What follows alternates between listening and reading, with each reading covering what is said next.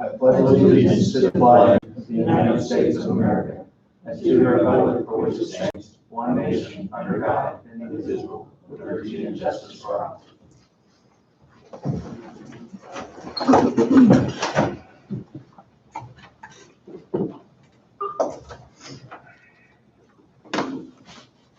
First order of business is the minutes from last Monday.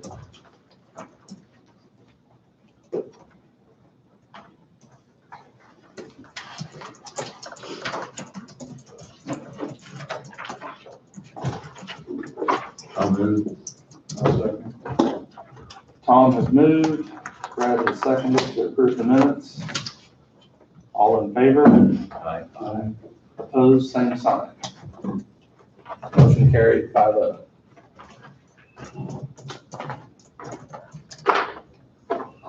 Miscellaneous motions, motion from IT department.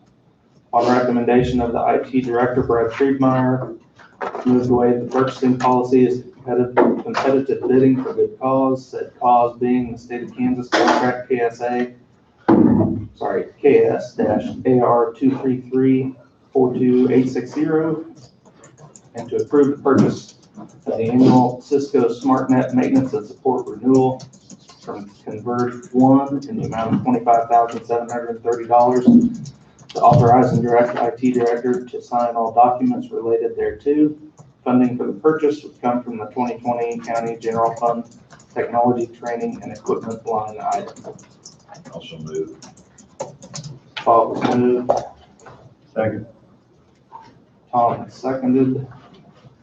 All in favor? Aye. Opposed, same sign. Motion carries 5-0.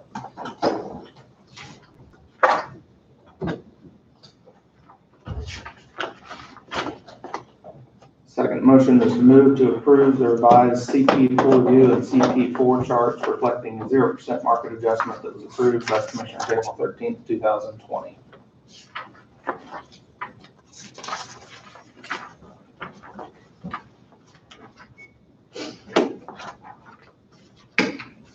The only thing that changed was the revision date and the market adjustment.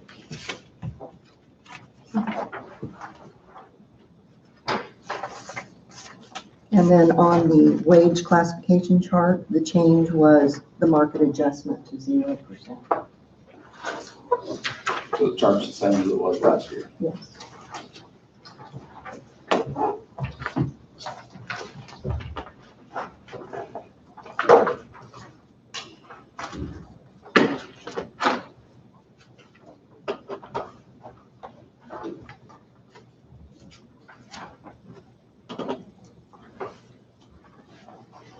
Since we approved it, approve the motion today to approve the charts.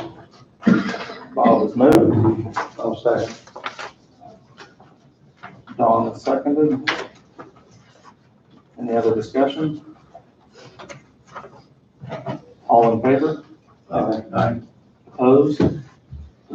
Motion carries 5-0.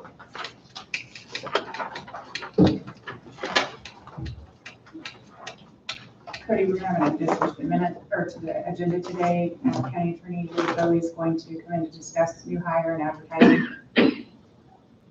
Okay, 9:40? Yeah. Okay.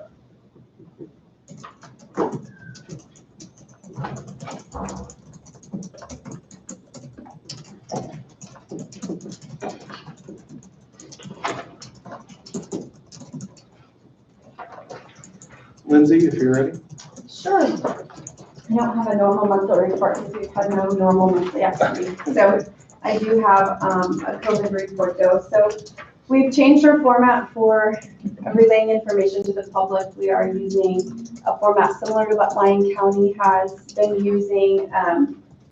We felt that the news releases were just not the most effective way. So we wanted to go with this. We will continue to do news releases as the situation warrants.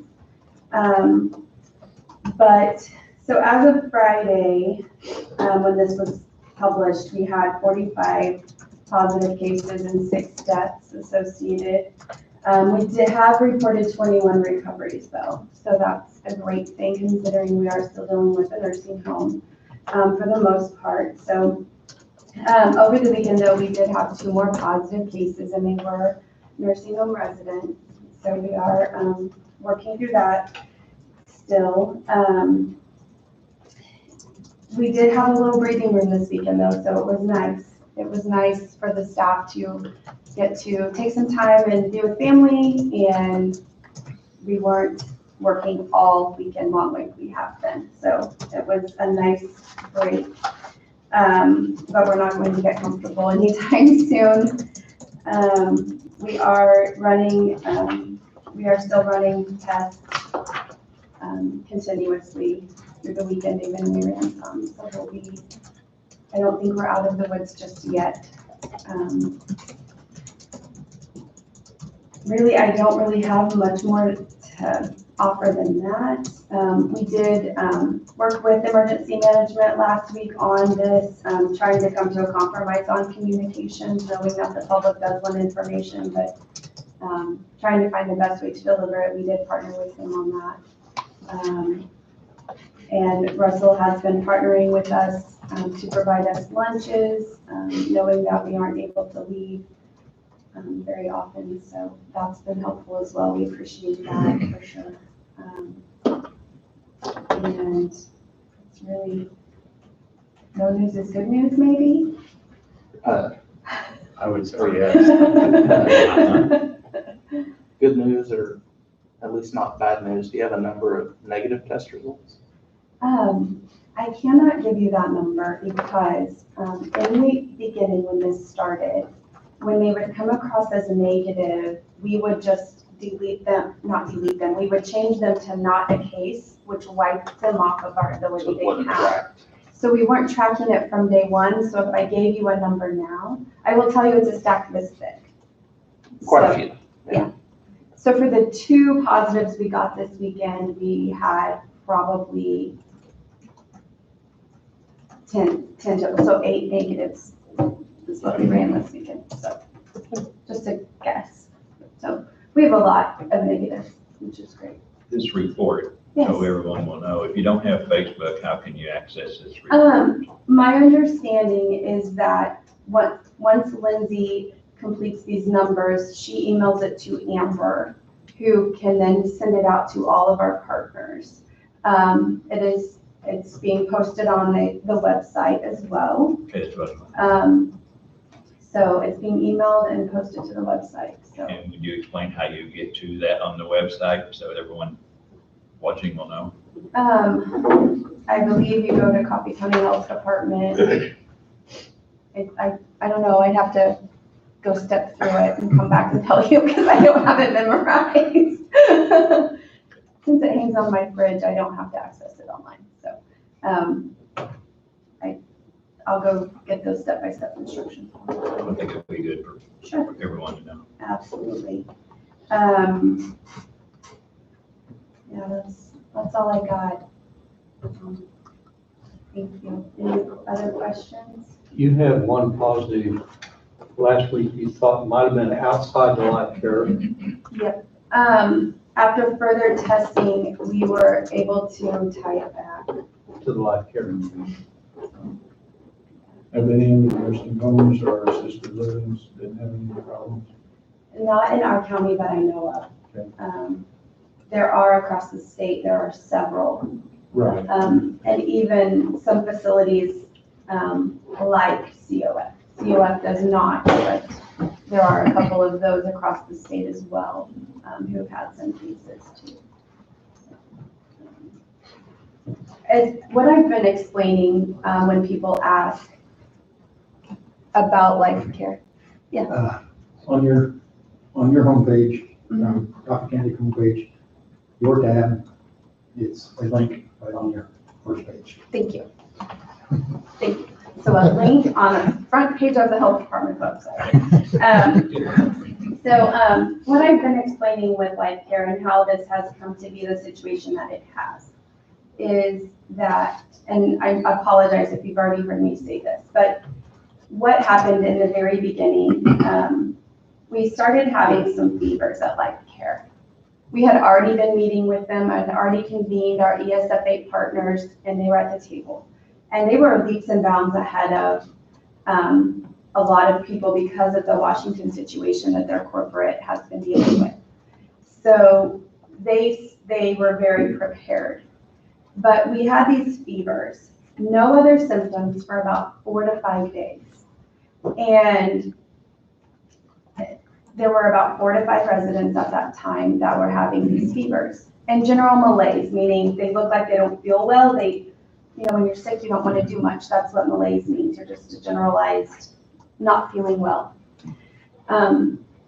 So it wasn't until, I believe, day 5 that we actually got a first respiratory symptom. And prior to that, they didn't qualify for KDHE testing. We had gone ahead and swabbed some, and we were sending those away to a private lab, which at that time was taking about 2 weeks to get results back. So the moment we had our first respiratory symptom, we were able to pull that test out of that batch and send it to KDHE instead. So had KDHE had opened up their testing prior to that, we might have known a little earlier. But if you think about it, 5 days of just fevers, not knowing what it is, it looks like any other viral illness that comes through a nursing home. We were already behind. So as soon as I did have to call KDHE and report those fevers as an outbreak of something. And so by doing that, it actually expedited testing. We were able to push tests through for a good 2 weeks. We were able to push them through and get results as fast as possible so we could see what we were truly dealing with as it progressed through the nursing home. So, we just started out behind. It presented as fevers, did not present as respiratory. So we didn't know what COVID looked like then, and we didn't know that's what it was until it was too late. Unfortunately. Your tests don't take very long to get back now, right? The minute I say that they don't take long, something will change. There for a while, we were getting turnaround in around 23 to 26 hours. Now it's probably 36 to 40. One company we've had one that took 15 days to get back. So they were already out of quarantine by the time their test came back negative. But right now, most of the companies that Coffee Health System is using are around 48, 24 to 48. Not quicker. Depending, yeah. But the good news is that we treat them like a case. The minute they need testing for it, they go home, they isolate their family, quarantine while they wait for testing. They're not supposed to be out running around in the community. For the most part, I believe people are complying with that. And then once we get results, they get to go about as they normally would with any other infection. Any other questions for Lindsay? Do you have any new recommendations or anything you want to reemphasize? Yeah, stay 6 feet apart and wash your hands. Don't touch your face. Don't come into work if you're sick. That's all it takes. The 6 feet is so important. And don't stress because your immune system isn't as good at fighting it if you're stressing. So, relax and breathe. Thank you, Lindsay. All right, thanks, guys.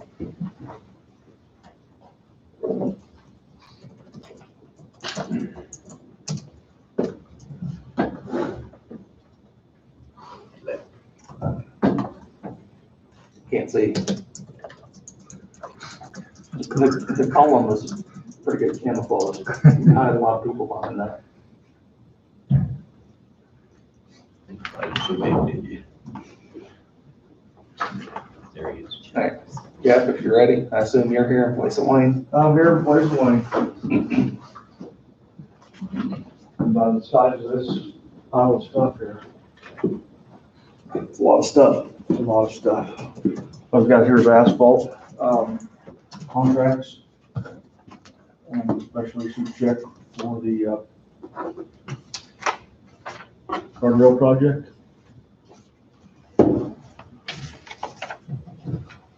Is that finished? The guardrail project, the contractor's finished. We got a couple more things to do ourselves. Other than that, really great project. You'll see on that check maybe compared to the price. They helped us out on traffic control. They had a little figured in for their side, so they actually paid for that. So that came out of the original contract for that price.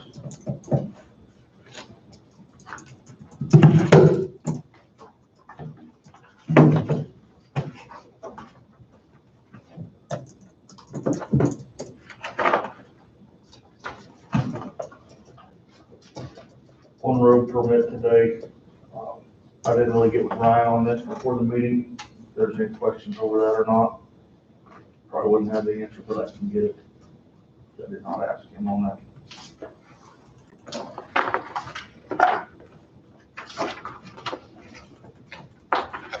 Right to there. Where do you want first? I've got the construction zone, or I've got all these Quite a few motions there. motions. You guys tell me what you want first. Motion's probably most Go through important. the motions first. Okay. I'll read the first one. Motion 2020-03.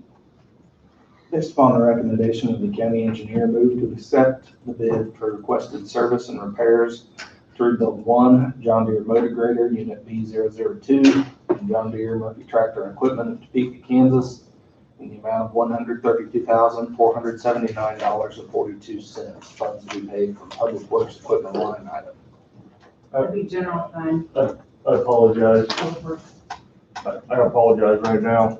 That number's not correct. It's correct in my book, and I don't know if that was my job to bring that copy here or not. The price should be revised to $137,946.50. 137. The difference being we added a hydraulic pump Okay. to that. You've been talking after. That one is $137,946.50.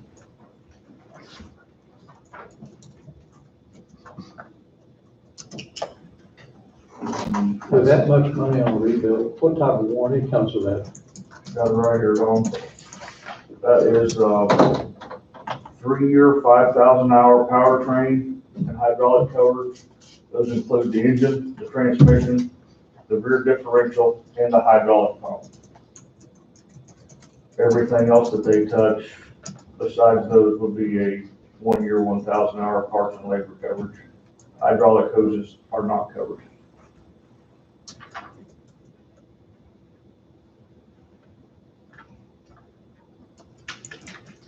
So it's gonna totally rebuild this.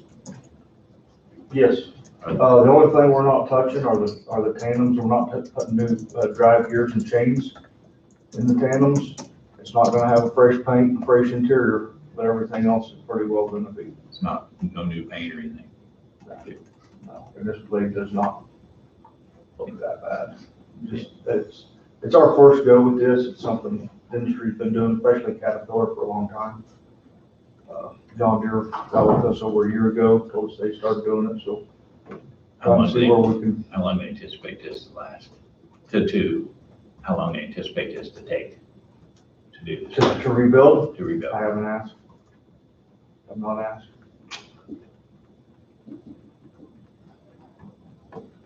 I know they can get started on it pretty quick, but I didn't ask them for. I think that'd be kind of an important question to know. That way, Well, you kind of, so I don't anticipate it being out for 6 months, okay. but I can get you more information. Well, I mean, I on how thought long you guys might need to know that, so you know how to plan around it. Yeah. It's trying to work it as a new machine a little bit, no different than ordering a new one and not knowing exactly how long. We get an idea how long it'll take to get one in, but.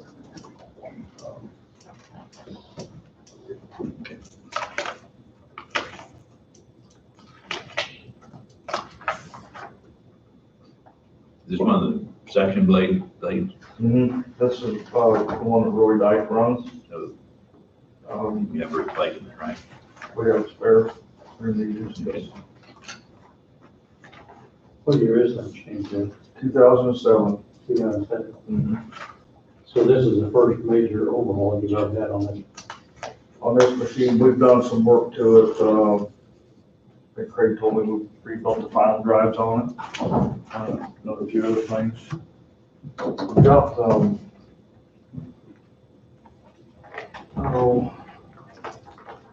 B2, and then we've got a sister to it, B, I believe.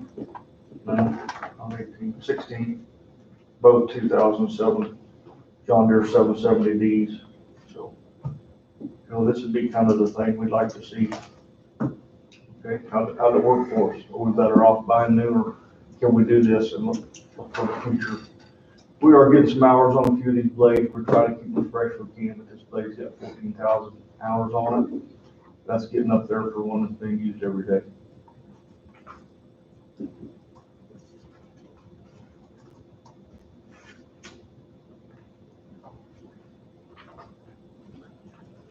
So we have a motion, $137,946.50, funds from the general fund, public works equipment line item, is that correct, Angie? Yes. I'll move. Fred has moved, Second. Tom has seconded, all in favor? Aye. Opposed, same sign. Motion carries 5-0.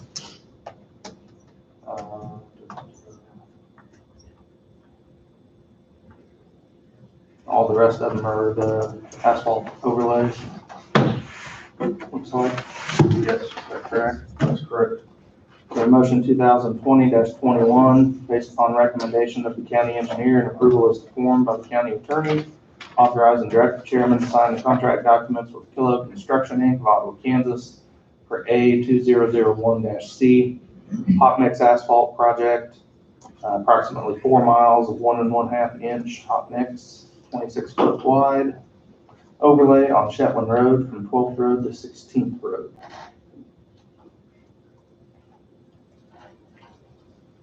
I so move.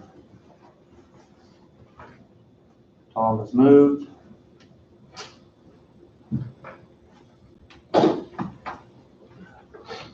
What's the proposed cost in that project? I do not have the cost with me. Did he just give you an overall cost initially, or? No, we approved those last week or the week before. Yeah. Yes, been a couple weeks, I think. 2 weeks. Last week. And the cost was with those. I can have it down here in a jiffy if I need to. I think we've already seen those, haven't we? Yeah, we approved them 2 weeks ago. I'll second By that. project. Don seconded. All in favor? Aye. Aye. Opposed? Motion carries 5-0. I think the total cost for all 5 projects was less than $1 million, if I remember that. Yeah. Motion 2020-22, based upon recommendation of the county engineer and approval by the county attorney, authorize and direct the chairman to sign the contract documents with Kilo Construction of Ottawa, Kansas for A2002-C hot mix asphalt project, approximately 4 miles, 1 1/2 inch hot mix, 26 foot width overlay on 13th Road from Links Road to 75 Highway, Links Road to 12th Lane, 14th, and on 12th Lane from Links Road to Links Lane, and on Links Lane from 12th Lane to 13th Road. I'll move. Bob has moved, Second. Tom has seconded, all in favor? Aye. Opposed, same sign. Motion carries 5-0. Motion 2020-23. Based upon the recommendation of the county engineer and approval as formed by the county attorney, authorize and direct the chairman to sign the contract documents with Kilo Construction Inc. of Ottawa, Kansas for A2003-C hot mix asphalt project, approximately 3 miles of 1.5-inch hot mix, 26 feet wide, overlay of Trefoil Road from 22nd Road to 25th Road. I'll make that motion. I'll second. Brad is seconded. All in favor? Aye. Opposed, same sign. Motion carries 5-0. 2020-24, based upon the recommendation of the county engineer and approval as to form by the county attorney, authorize and direct the chairman to sign contract documents with Kilo Construction of Ottawa, Kansas for A2004-C hot mix asphalt project, milling and a 2-inch overlay, California Road and 58 Highway intersection. Also move. Dawn has moved. Second. Tom is second. All in favor? Aye. Opposed, same sign. Motion carries 5-0. 2020-25, based upon the recommendation of the county engineer and approval as to form by the county attorney, authorize and direct the chairman to sign contract documents with Kilo Construction Inc. of Ottawa, Kansas for A2005-C hot mix asphalt project. It's a milling and 2-inch hot mix overlay of Shetland Road and Highway 50 intersection. And I'll move. I'll second. Brett is seconded. All in favor? Aye. Opposed, same sign. Motion carries 5-0.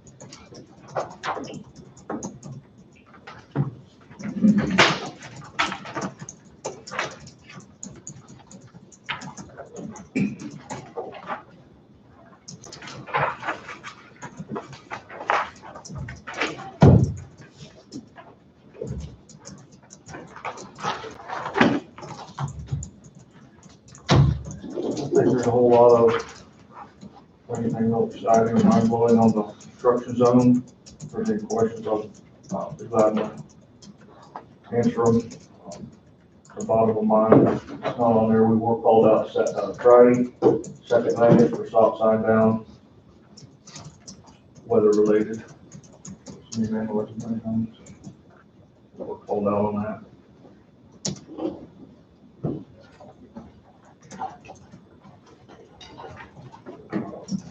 I've got one more talking point Wayne wanted me to bring up. The temporary access agreement with Mr. Rohr to Lion Coffee's asked us to help them take down a couple of trees. They need to move a line, or a pole at least, down at, on Oxen Lane between 8th and 9th, where the rivers, they're about to lose the pole in the river. So, be aware of that. We'll be doing a little bit of tree removal in that area.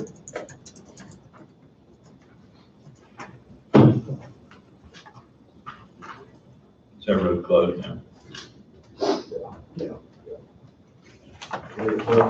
there any decision made on how far back to the east you're gonna move that?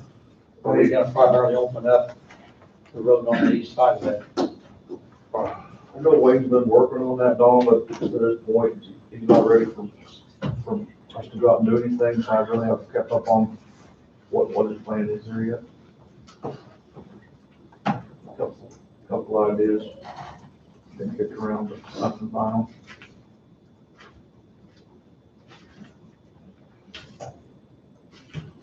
believe that's all I have. If there's any questions about anything going on out there right now, I can answer. What's your time frame on finishing up Plant Road? Is all you have left the expansion joint Yes, on the bridge? that's gonna be a new process for us, Cody. We'll be working with Adam. I believe we can do half or do a lane a day, so we're looking at doing one tomorrow and one Thursday. Wednesday, depending on the weather, it looks like rain. Yeah. So, I'd like to be able to tell you we'll rip them stoplights down this week. That's our goal. That's the plan anyway. That's the plan. If we run anything, like I said, this is gonna be a new process to us. We've never laid one of these before. So- So there's a lane a day, put up a few more signs and knock it down. It's a very beneficial project. Any other questions you got? Thank you very much, gentlemen. Thank you, Jack.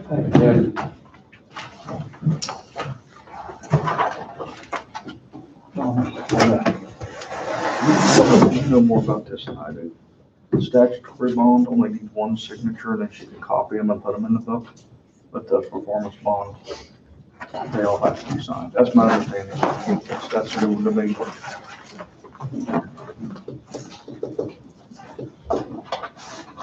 Well.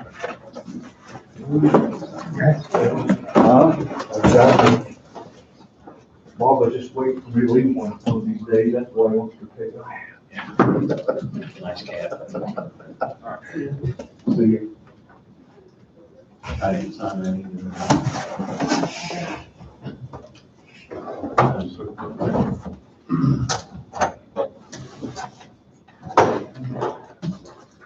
Wade standing at the door. Okay. Wade, we're ready.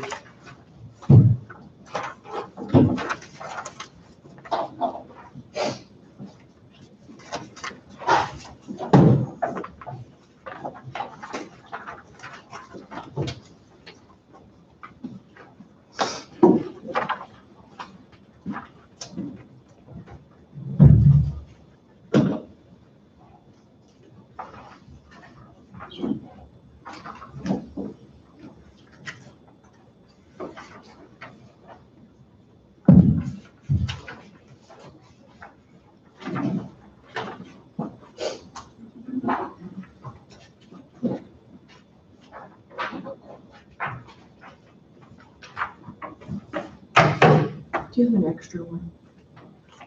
Do. So what I just handed out, so people watching on the World Wide Web are aware of what you were just handed. Several different documents. The top document is the Coffee County Attorney Table of Organization. And why I handed that to you is I am, as the board is aware, I've requested an addition to the office. So in essence, what we have here is just the addition of legal secretary to the table of organization. And then the other modification is for the two individuals in the office, Anita and Lori, their job position titles are being changed. They were legal secretaries before, changing it to paralegal criminal for Anita, and then for Lori, paralegal criminal victim witness coordinator. It's substantially the same, but it's just different wording, and then adding the position of legal secretary. So behind that is amendments or modifications to the job descriptions for both Anita and Lori. So Anita is the first one you'll see. Paralegal criminal has the position summary, the assignments and duties, qualifications, and signature pages. I've not signed anything because I seek permission first, and then, I think that's a pretty substantial change what I'm requesting happen. So if there was any question or feedback or input, I wanted to run it by the board first, and then we can sign it later. So paralegal criminal for Anita, paralegal criminal victim witness coordinator for Lori, same setup in the job description. And then the legal secretary job description for the new position is also included as the third document, and you can see several job duties were pulled from Anita's position, several job duties were pulled from Lori's position. There's balance and equity in each of their positions, as well as the new position. I think that will help to alleviate some of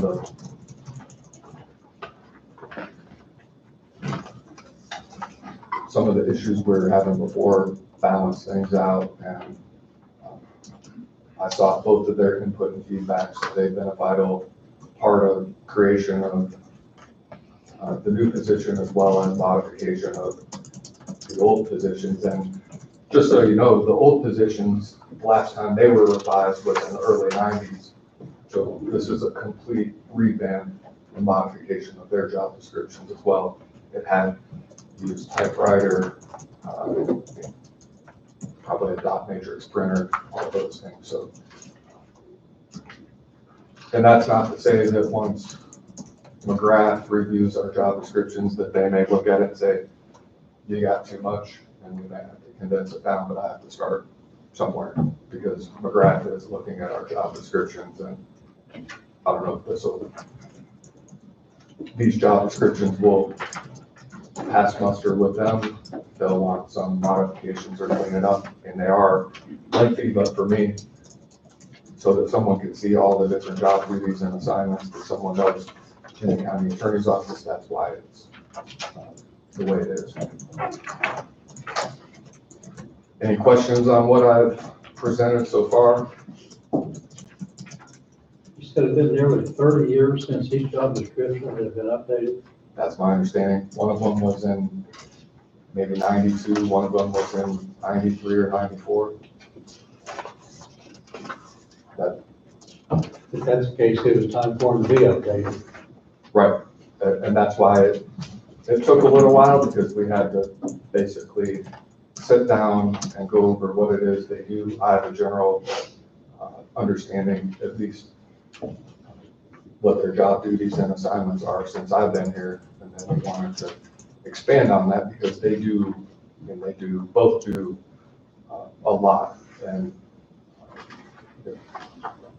I think what they do needs to be documented so that if somebody says what's going on in the county attorney's office, people can get that job description and see they wear a lot of hats, both of them, and the new person will wear several hats as well.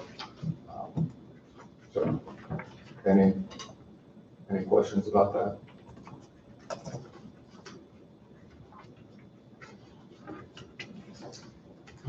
No, it seems like you were pretty thorough. So the next thing that I'm gonna present to you is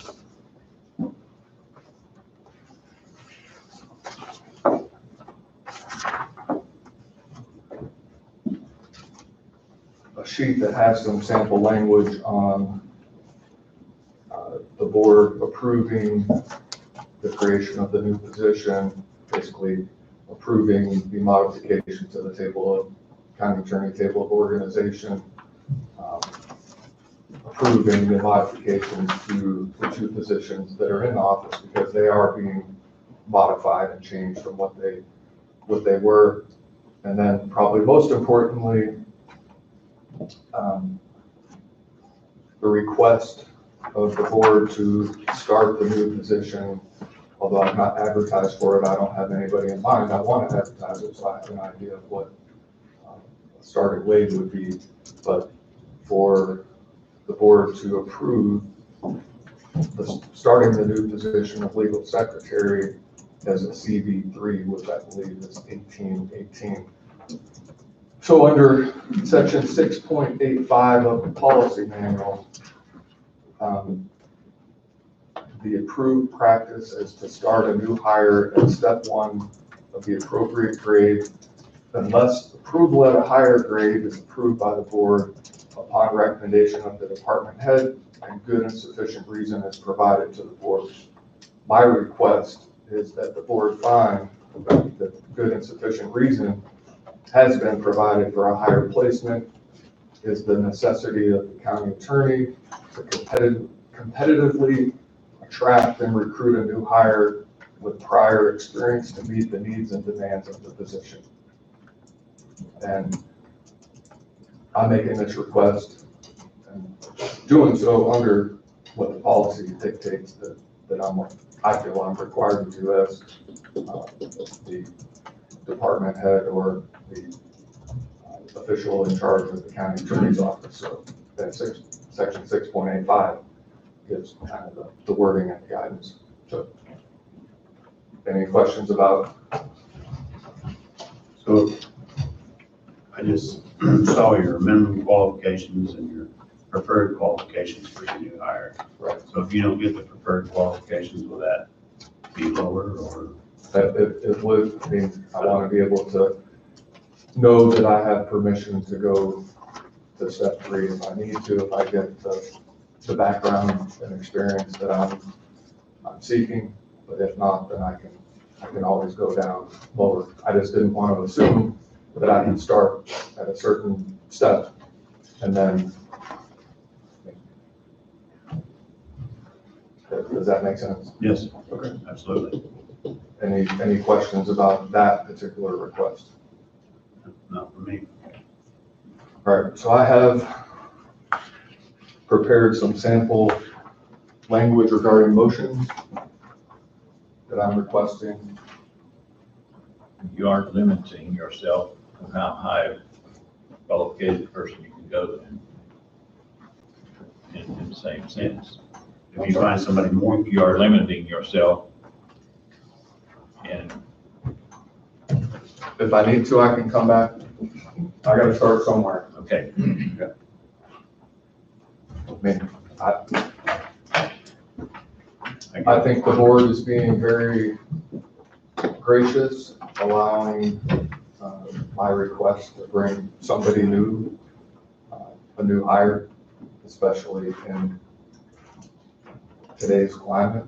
And I know I requested this starting in the end of 2019. Then I came before the board in 2020. Lori and Anita came before the board and explained why things are different now than the last however many years. So I'm not looking to push the envelope. That makes sense.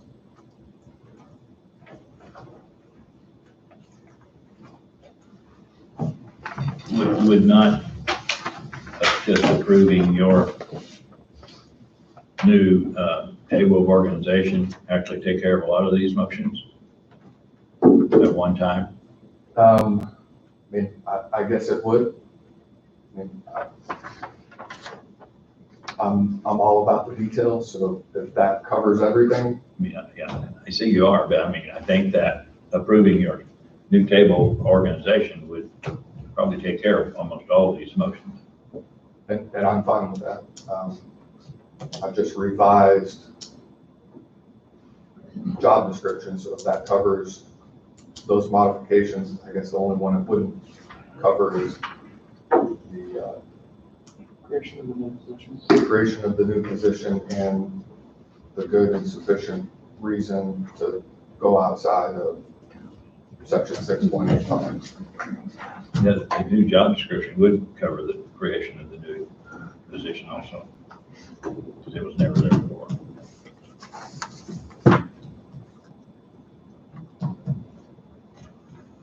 I just prefer in the table of organization as one thing, but I think in my mind, you need to have a motion to create the position. And then you adopt the table of organization to me. So Okay with that. For clarity's sake, we can quote unquote go through the motions.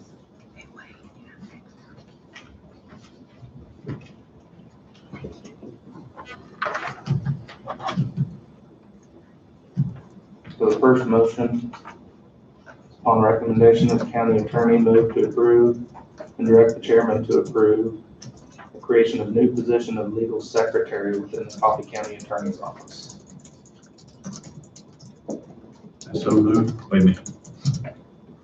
Direct the chairman doesn't have the right to approve. Shouldn't I say direct the chairman to sign approval?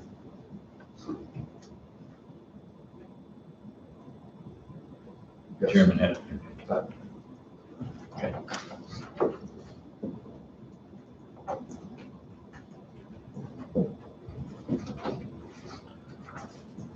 That change, I'll second I did. Tom has moved and Bob has seconded as amended. All in favor? it. All opposed, same sign.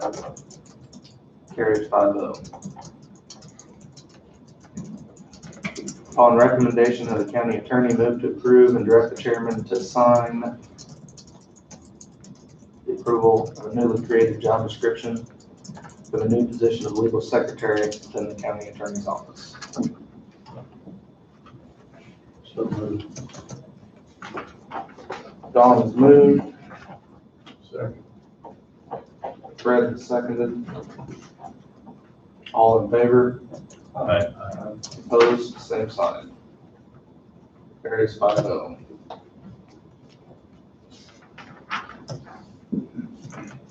Upon the recommendation of the county attorney, move to approve and direct the chairman to sign for good and sufficient reason as required by section 6.8.5 of the policy manual, and the starting compensation for the new position of legal secretary within the county attorney's office is a CB3. Pursuant to section 6.8.5 of the policy manual, the approved practice is to start a new hire at step 1 of the appropriate grade unless approval at a higher grade is approved by the board upon recommendation of the department head and good and sufficient reason is provided to the board. The board finds upon recommendation of the county attorney, good and sufficient reason provided for a higher placement is the necessity of the county attorney to competitively attract and recruit a new hire with prior experience to meet the needs and demands of the position. Could that motion say starting at CB4, could that say starting with starting compensation up to the CB3? And that would give you the leeway. You wouldn't have to come back if you chose to go lower. That's fine. That makes sense based on our earlier discussion. Within the county attorney's office up to CB3.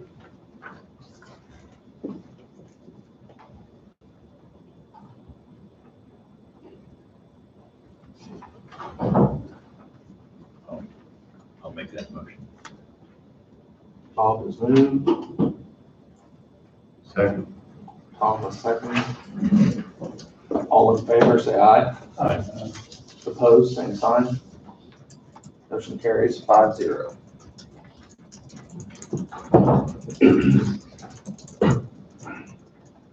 Upon the recommendation of the county attorney, move to approve and direct the chairman to sign the revised job description and change the position title from legal secretary, criminal, to paralegal. The position is to remain within the Coffee County position and classification chart within the county attorney table of organization as a CC.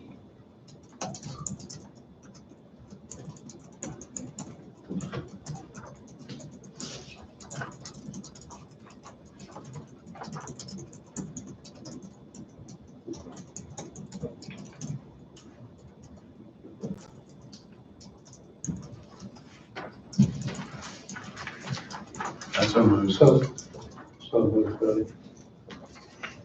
Is that a second, Tom? Tom moved. Tom moved, second. Tom has moved. Don has seconded. All in favor, say aye. Aye. Opposed, same sign. Motion carries 5-0. Upon recommendation of the county attorney, move to approve and direct the chairman to sign the revised job description and change of position title from legal secretary as a victim witness coordinator to paralegal victim and witness coordinator. The position is to remain within the Coffee County position and classification chart within the county attorney table of organization as a CC.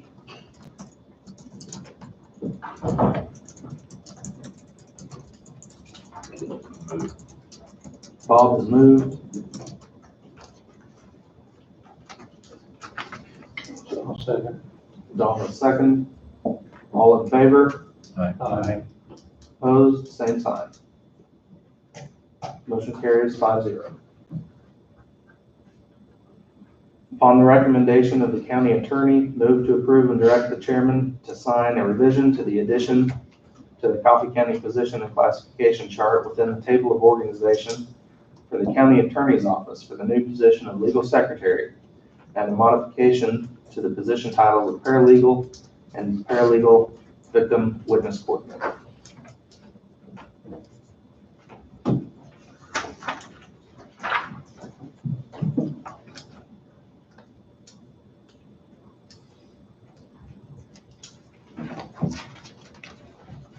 Do we need to say where that's going in the chart, the new position? I believe it was CB. mentioned in the third one, but it's CB. I guess you can add CB. It was in the other motion. Right. Fred has moved. Second. Thomas second. All in favor, say aye. Aye. Opposed, same sign. Motion carries 5-0.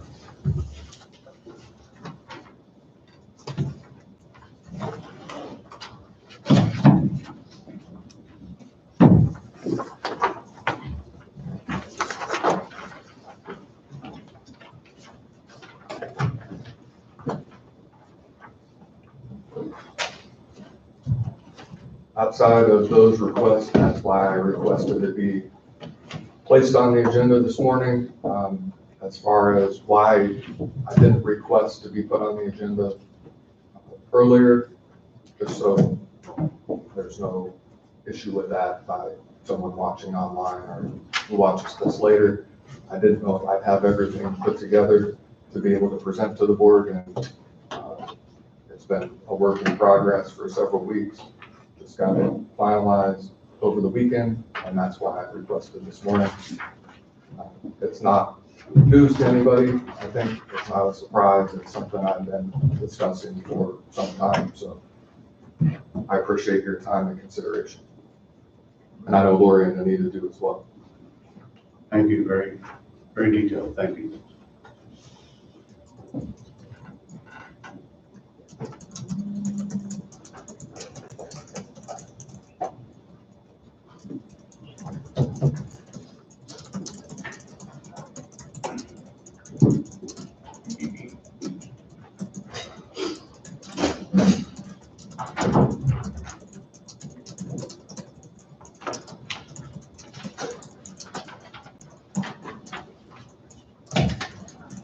You got something, Russell?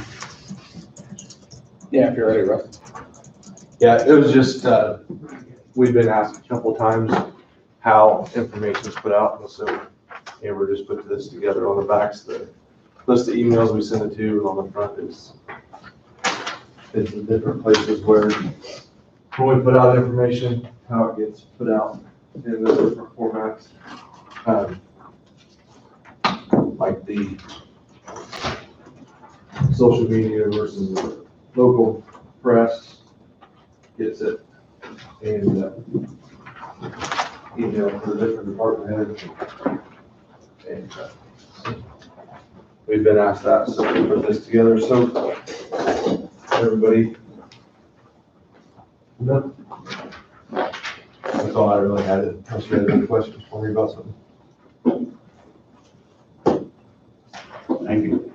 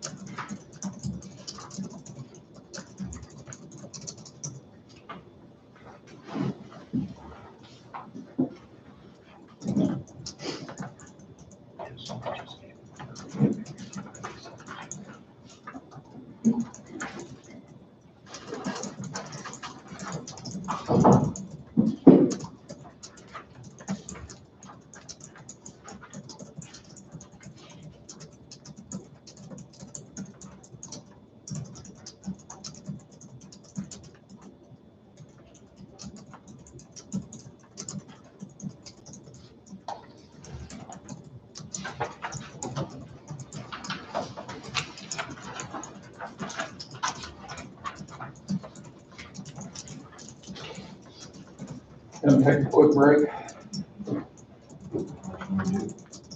Probably. That's all.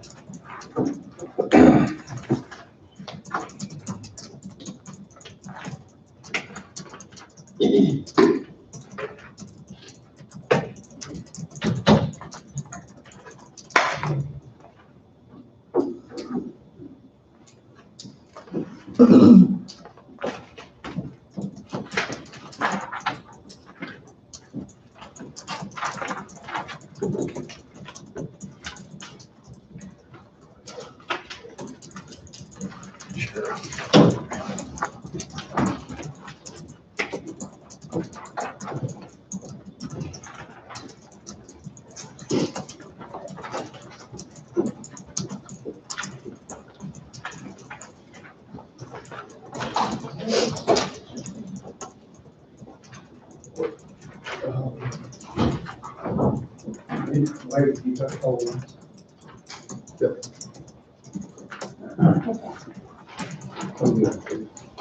Working from home today.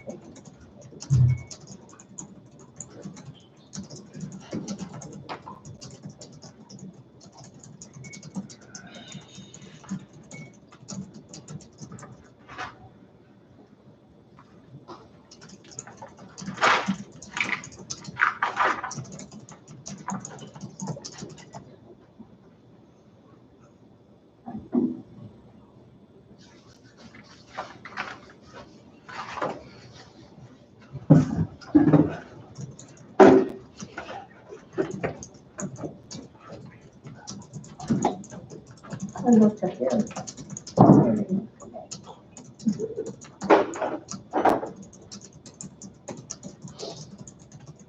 anybody know when we're gonna be able to get allergy shots? I can choose one.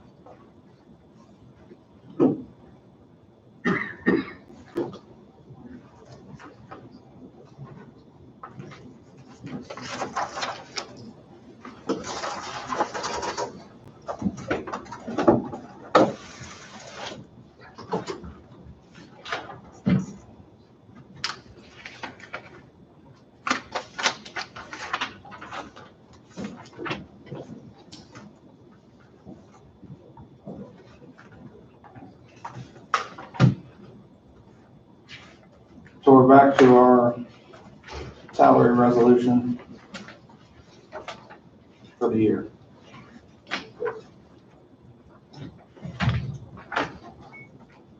We had originally included COLA and those steps, and now we removed COLA to give steps that were earned in time.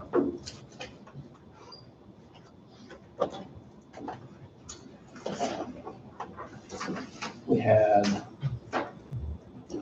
a number of new hires that were hired under a position and classification that was updated to include COLA, that no longer includes COLA. Denise, do you have a number of how many that is? There's 3 that I know of. 3. Yeah. So they like don't fit in a grid anywhere right now. Right.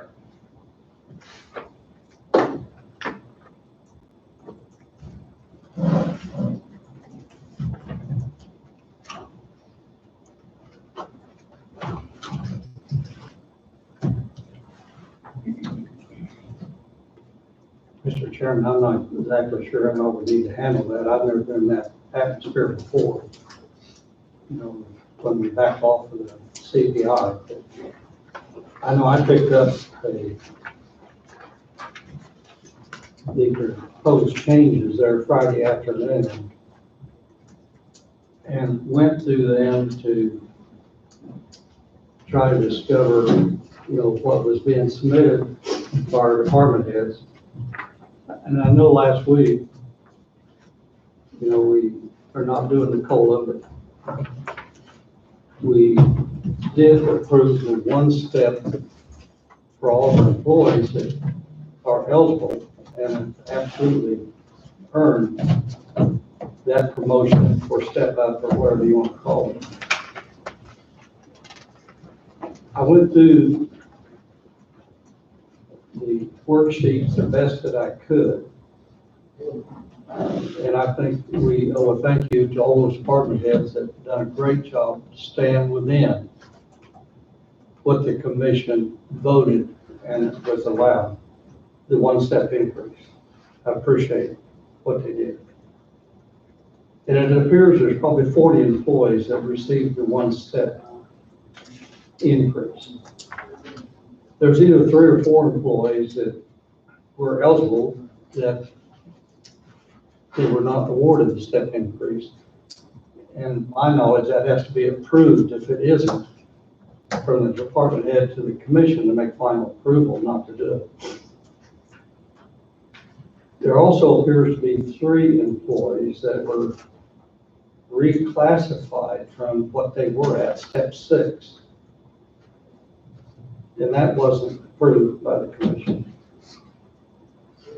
And then there's 8 employees, the best I can figure out, that received a step increase that were absolutely not eligible because they received a step increase April of last year. So we've got those 8, plus some other highlights of 8 or 9 employees that are receiving some substantial increases that are not approved by the commission. I visited Wade after I kind of had all the numbers put together, working Friday night and most of the day Saturday, trying to accumulate the facts at hand. And I visited Wade Friday or Saturday afternoon late, tried to figure out exactly what direction we need to go. Because we got some department heads that they're not acknowledging what our approval was, or stepping out of bounds, as far as I'm concerned, out of bounds. And I got to ask Wade for a little bit of assistance. I'm not exactly sure where we go from here, because to me, we need to, you know, the one-step policy approved by the commission should be strictly followed. If department heads don't follow the policy, what action do we do as commissioners? What actions do we take? In my opinion, it's time that we put our foot down and take a stand. And we approve step increases only, because that's what we did.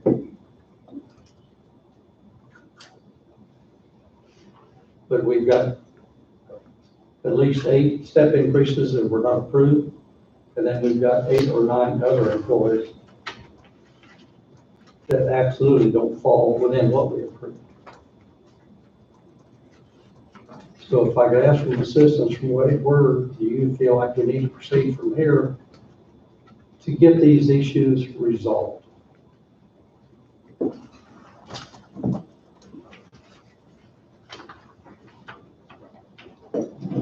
So I think initially, I guess the conversation needs to continue amongst the board, if that's the direction the board wishes to proceed. If everybody on the board is collectively on the same page, knows kind of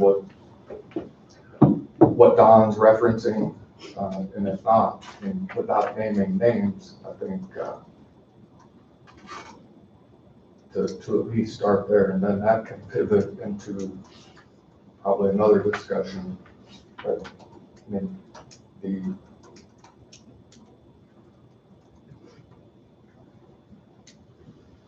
manual in section 6 kind of is the starting place for everything to do with salaries and moving up, moving down, what happens, what doesn't happen. And that starts on page 15 and ends on page 23. So I don't know if everybody has their policy manual. That's what I characterize as the internal operating procedure for the salary dichotomy, wage dichotomy within Coffee County. So I know Don's mentioned something in a concern. I don't know if that's the collective concern amongst the remainder of the commissioners. And if so, then we can take it from there. Well, we did what we did last week so that we ourselves do not step outside the policy manual, rescinding the COLA and awarding the one-step increase if so deserved. So again, I stated last week that if we don't abide by the policy manual, then how can we expect the rest of them to do so? So if it's stepping outside the policy manual for me, then it shouldn't be happening.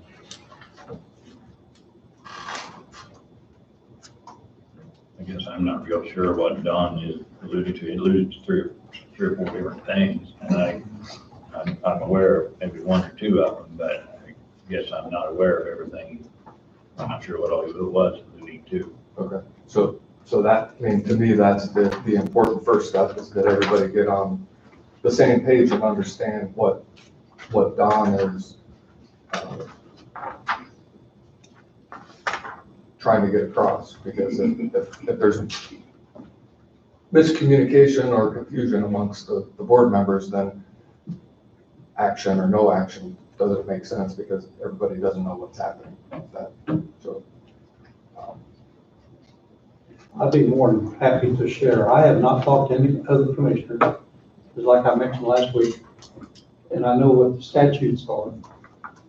I'd rather not talk. If you talk to one, you got three that you haven't talked to, and it's not allowed. So I haven't talked to any other commissioner. So yes, they haven't seen what I've got documented. I think what I've got documented is totally accurate. Much of it's outside our policy handbook. And we've kind of taken a stand on our policy handbook to do everything we possibly can to stay within it. And our policy handbook has got lots and lots of detailed information. And there's times when it's pretty easy to step outside it. But to me, that's just like a regular business that's got members. They've got 3 sets of bylaws they go with, or not 3 sets of books. You got the articles of incorporation, you got the bylaws, you got the operating agreement, and all 3 of those documents is a lot less pages than what this has. And in the business atmosphere, you absolutely don't go outside those 3 sets of regulations or policies. And that's the same thing with our policy here. Why don't we take Don's concerns one at a time and discuss them so we all know what we're all talking about the same thing. So if I understand, and Don, you'll have to correct me if I'm wrong, but initially, prior to the 2.3 being, COLA rates being removed, the CP5s were presented with whatever step increases were earned or not, and the ones you're concerned about are the ones that if you go from, say for instance, someone was here for a year, then they're eligible for a step increase after a year or 2 years, whatever the criteria is. Right. Your concern is for the people who are being requested to move up within the position and wage classification that have not earned that 1 or 2 year eligibility to increase to the next step. Is that Correct. so? To me, there's 8, and there may be 9, maybe 7, because I didn't have all the history behind it. So But to me, there's 8. You got a step increase last year, and all of a sudden you got another one this year, when it's not 2 years, kind of 1 year apart. And our policy states too, once you get past 3-year employment. So there's 8 people that you have determined in your research that don't meet the criteria to have their step increase to the next level, whatever that is. That's correct.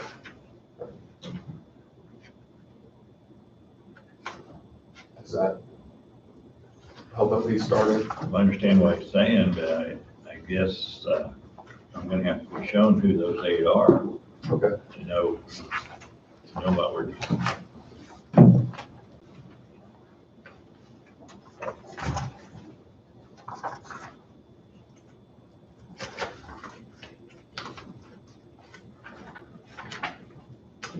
Do we need to go into an executive session to discuss my discoveries as a whole?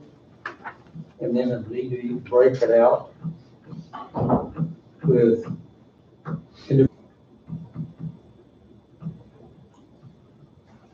Trying to determine in my head whether that's an appropriate executive session topic. We're talking about salaries, but we're also talking about individuals. So, but the salary for an individual is typically, It's on the resolution. right? So, I mean, I think right now, in my mind, unless we're talking about job performance or evaluations, wages is fair game in an open session. But if at any point in time, there's a discussion about performance or evaluation related material as it relates to an employee, then I just want you to be very careful because that is an executive session topic. Well, just, Don's talking about 8 positions, 8 employees, whatever it might be. I have no idea who those 8 are, what positions they are, or what he's even talking about. I'm at a total loss right here, unless we discuss something. So what I might suggest you do is to maybe go through the departments that you've noticed a concern with, and then mention what the step increase you've noticed is, and right now we don't even need to talk about names because the names aren't really, in my opinion, relevant to the discussion. It's the jumping between steps. Is that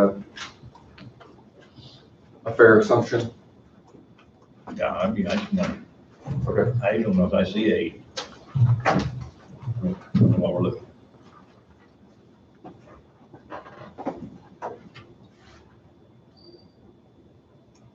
So for instance, Don, Don, name the departments that are concerned. well, so if I understand your concern, say for instance, and I'm just talking in general, I've got the position wage and classification chart. And if someone is scheduled to go from a 1 to a 2, but they end up going to a 5 or a 6 in CB, CC, or CA, that's the type of step increase you've noticed and have a concern with. Yes.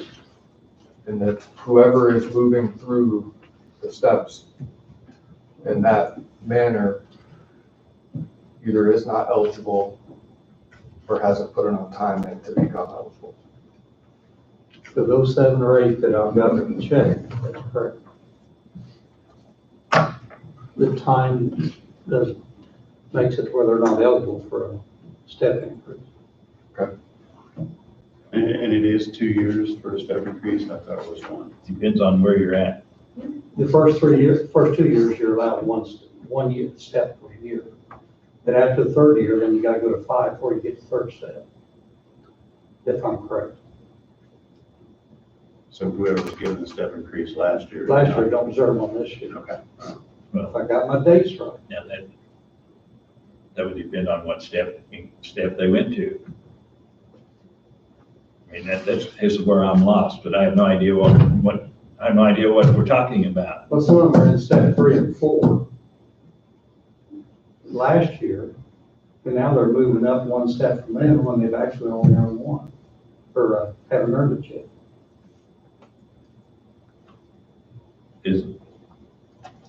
I laid this at your desk, Tom. I have that, and I emailed it to I'm you not seeing on that. Friday. Yeah, I'm not seeing the 8 things that.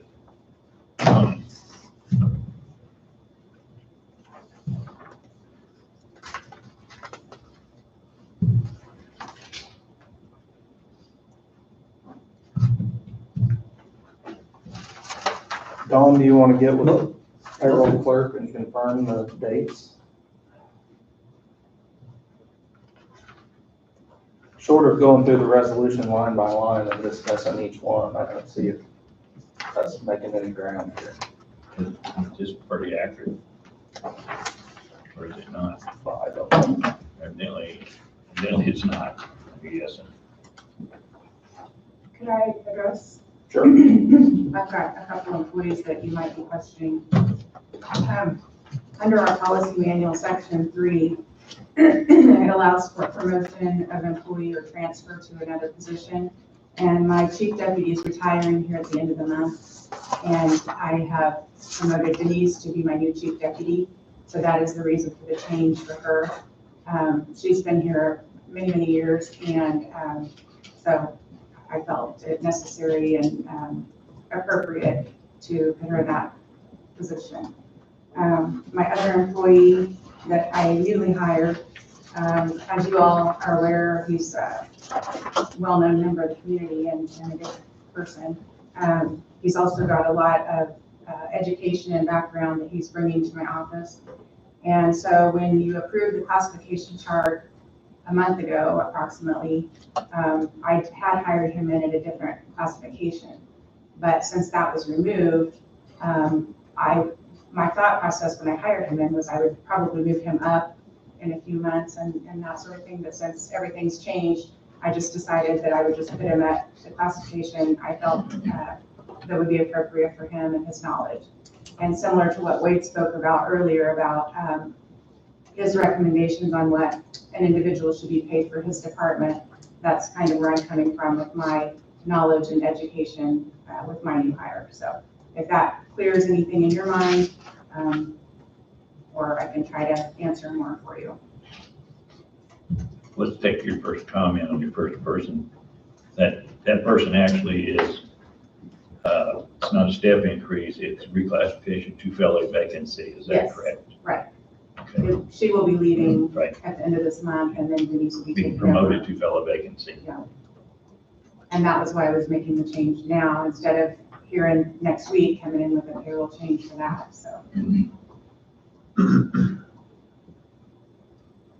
Yeah, I fully realize that's a promotion.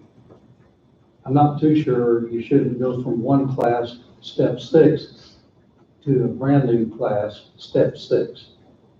That's a huge, huge jump.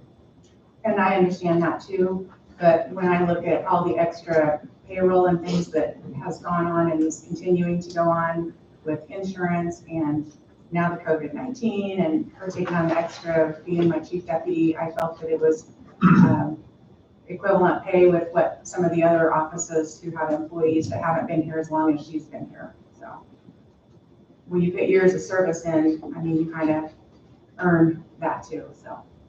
No, I fully understand all that. Like I said, I don't have all the answers. But, you know, just for, in fact, the sheet that I got Friday, that change wasn't even on here. Oh, I didn't. And now it's on here, all of a sudden. I To didn't- me, we're losing our sheet. That was on there last, that should have been on there.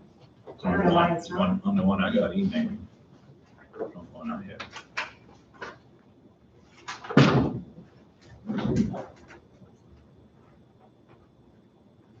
And I The copy I got Friday afternoon, it's not.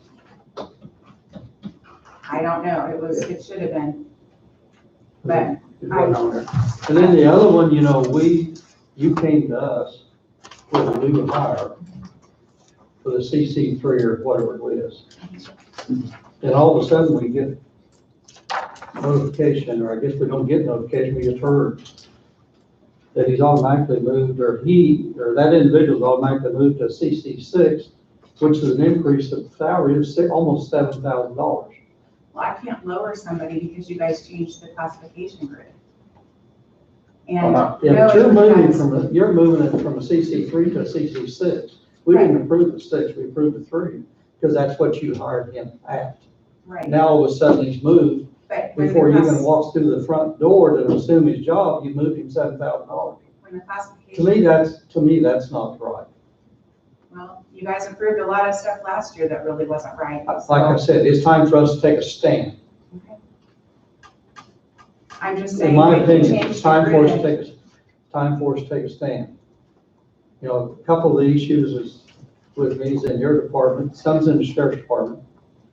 And there were some in another department that's not even notified on here that was approved last August and backdated to April, so, but it's not showing on this sheet. I mean, I've always followed your rules, I've followed your policy, I've never done anything sneaky under the table behind your back. I'm being open here, and this is what I'm requesting for what I feel is appropriate for my 2 employees, so.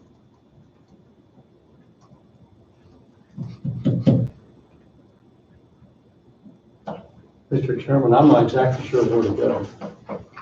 Like I said, I detailed this all out the best I could to my ability, the information I had.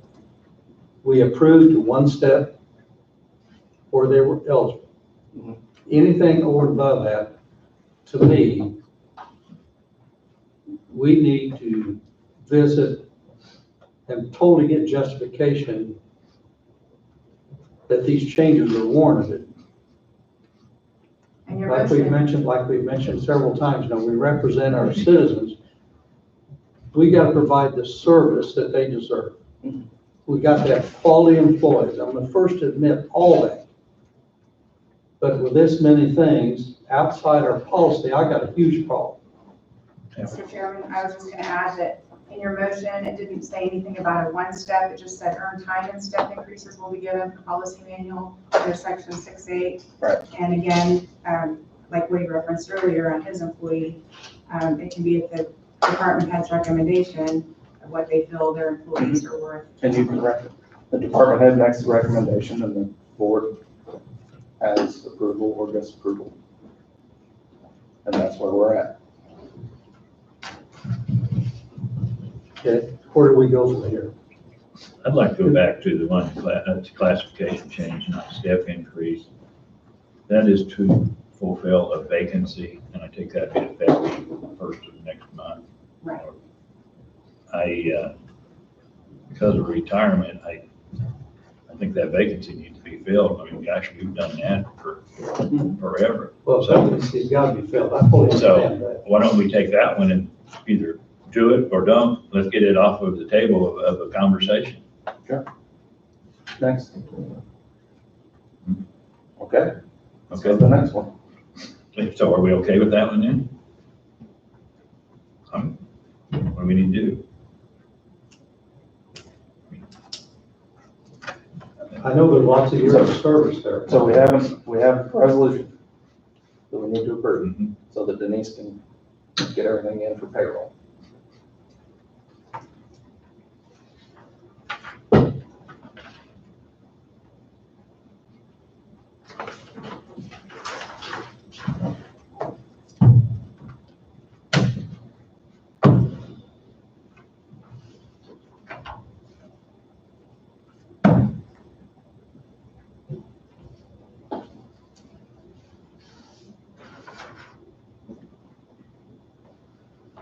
Did we not approve this resolution? No, we didn't. We didn't approve this one, huh? Nothing's been approved there. That's what we gotta do. But that's the reason I, reviewed the best I could. And we've got several exceptions to what we voted on last week. And maybe one or two of them needs to be accepted.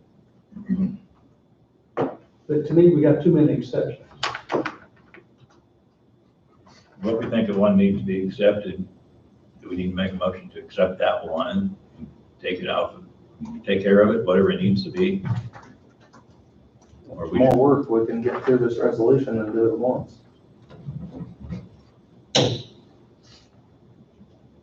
so what do you I suggest? want to do this as the best we can and reach a conclusion that we all support.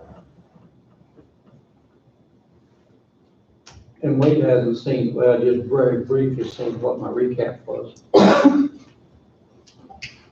What direction do you feel like is the best way for us to go to reach a compromise?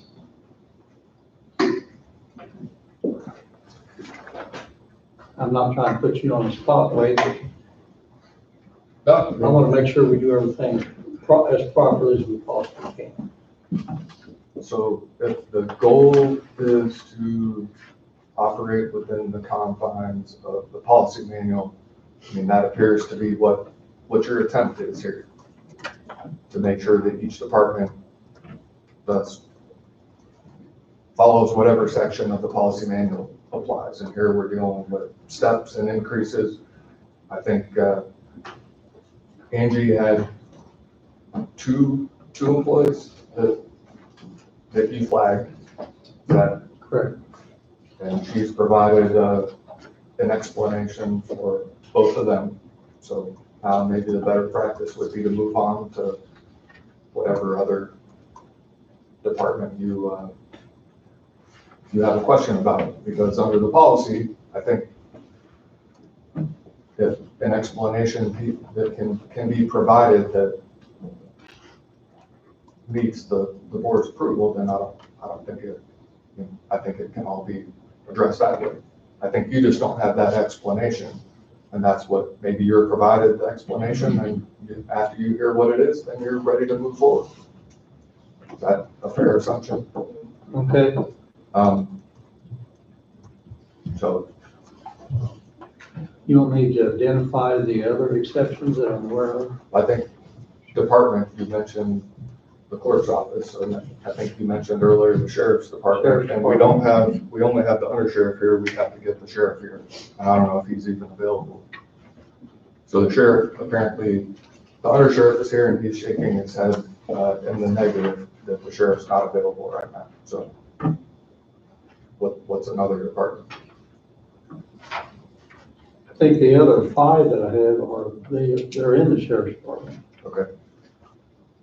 And one of those individuals was moved from an EA6 to a LEV3. Well, without the sheriff being here, I want to make sure that he has the opportunity to address the board and instead of going too far into.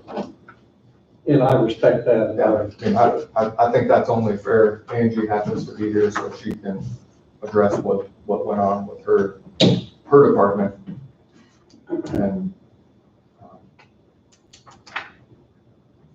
then the question becomes, is each of the departments headed by a department head or an elected official? Which is it?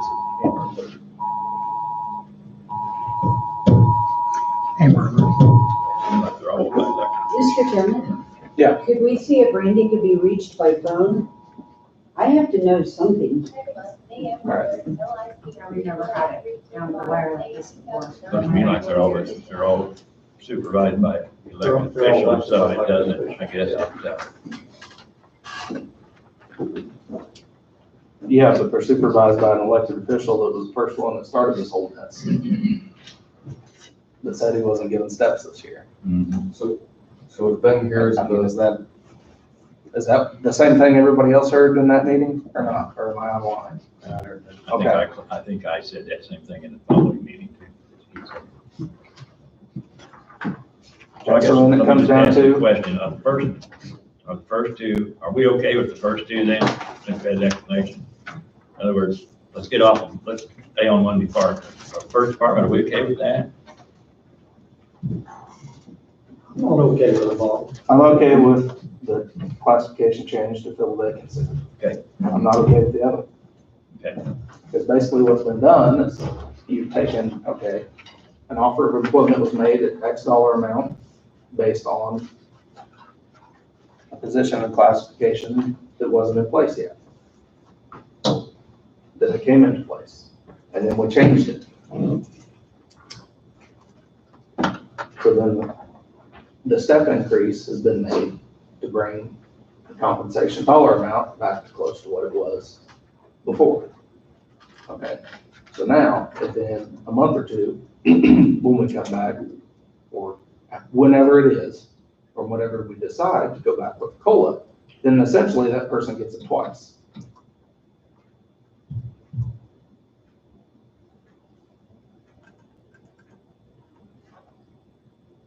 And we've got 3 of those. Is that right, Denise? Or was this one not in the count? Because this fits. Yeah, he's in the count. They don't fit in the grid anywhere, so I don't really think after you hire someone, you can lower them. So to me, they have to go up the next one. I mean, you don't tell somebody you hire them at this amount of money, because when we hire somebody, we don't say you're a CB4. We say you're making Right, this you're hired much at this money. dollar amount. So if they don't fit in the grid anymore, then you have to move them up, because you told them you were gonna hire them at a wage. That, We want to move up to Oh. the podium, sorry. I get that. But this, nothing normal. that's There's true, nothing because normal about normally this. I have this all done Right, in no, March. outside of payroll, there's, And as I expressed before, I mean, he's very qualified for the job. I mean, I understand that. and this year's gonna be a huge election year. I mean, he's been studying election laws and stuff like that, and, you know, once the chart was changed, I knew I couldn't lower his pay, so, and as I told you before, I was probably gonna come back and ask for an increase anyway, you know, and so. Is, Now that he started April 1st, I actually. No, he started working and doing things in March. March. Yeah. Or, I haven't, it was already, payroll had already been turned in, so. right, so it'd be on this month's payroll, but what day? I mean, has he been here 30 days? Middle of March. About the 20th, 21st. So he's been here a month, and you want to move him 3 steps. Okay. Only because of their experience and qualifications. I mean, I've never done that with any other employee before, so. You know, Angie, I don't think there's any question that individual's highly qualified. I've known the individual 25, 30 years. But I've still got an issue when you hire somebody at one level and all of a sudden he gets almost a $7,000 raise before he ever walks through the front door. And I To me, understand. that is absolutely not. I understand your concerns, I totally do. But we just watched here a year ago or two, people go up a whole grid, 2 grids in fact, and oversteps. And I'm not doing that, I'm just moving in a couple I steps. think it comes at a point in time when we've got to take a stand. Because if I have to redo that, I stand and be firm. okay, so do we want to, I guess the question could be, Angie wants to ask him if he wants to come in at the salary we are proposed.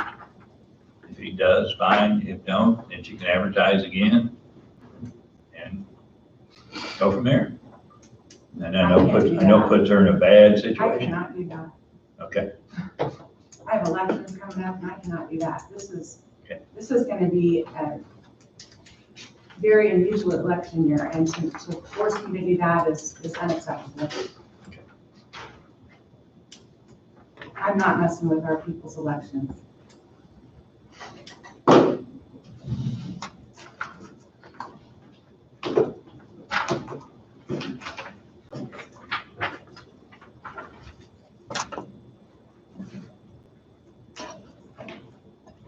Mr. Chairman, my discovery, I'm not here to make an issue, raise complaints. I just think it's time that we take a stand. And we do everything we probably can to stay within our manual. And what has happened. We can't go back on what we did. Right. And maybe that set a precedent, which it shouldn't have, but apparently it has. To me, we've approved one thing, and yet we're allowing several employees increases that we did not approve as a board representing our county. Now, I understand the reclassification on a couple. To me, I'm not sure we need to go to a 6 in one classification to a 6 in the other. And I understand how long the individual's been here, and I know her value. But to me, that's too big of a jump. Because that's a $7,300 jump.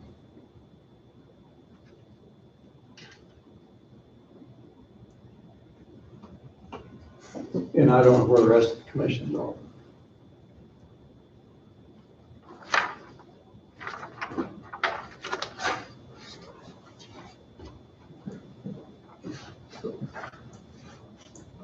So Don, I don't know if there ends up being some sort of compromise that can be reached.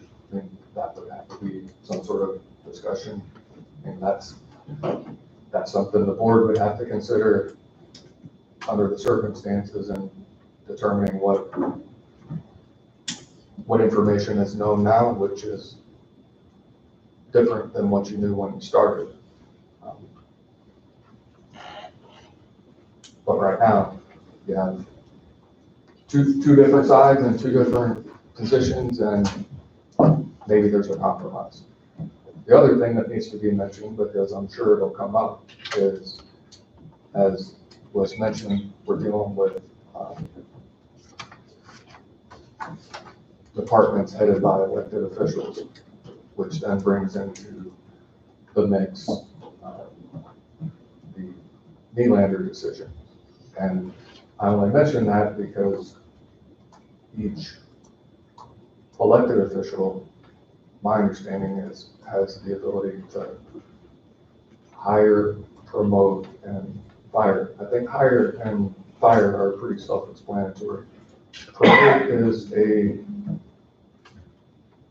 interesting paradigm, and all across the state, I think it's interpreted two different ways. There's no real consensus for the most part on what exactly it is, but, you know, several different counties hold the position that to promote means you have to operate within the policy manual, and there's the word subject to within different statutes, and that the board controls, or control may not be the right word, but the board is responsible for county property. County property includes payroll software, and anything that goes into that payroll software has to be approved by the board. That's one school of thought. The other school of thought is that as long as an elected official operates within the confines of their budget, then they have the ability to promote internally, as long as it meets whatever that the budget allows, I guess is the best way to put it. So if they get into month 10 as an elected official, then I'll use the county attorney's office as an example. And then I'm outside, I've reached the cap of what the board approved for that particular year. You can't shut down the county attorney's office, but the board, in my opinion, can only has to allow what's necessary to make that office function. So then that would be salaries of personnel, the benefits associated with that personnel, and anything outside of that would have to be approved by the board to go outside the budget. I'll admit, there's not really a clear line on this from what I can tell. I think there is a clear line on hiring and firing, but promotion is one that I think. So the board may forge a new trail here, is what may happen. Yeah. I don't have the answer because I don't know. I know the thought process and the idea. If I understand what Don is bringing up and what Cody's bringing up and what Tom's bringing up, is that not only the board operate within the policy manual, but everybody tied to the county, including department heads, elected officials, and all employees. Is that a fair summary? I think so. So then the word I go back to is compromise. And I don't know if a compromise can be reached, but I think it's important that that discussion take place, because now there's been an initial discussion, the background and information related to why the clerk's office made the decisions that were made. I think the one makes sense for the reclassification, and then an explanation was given for the other position. And now I encourage you to see if a compromise can be reached with it all.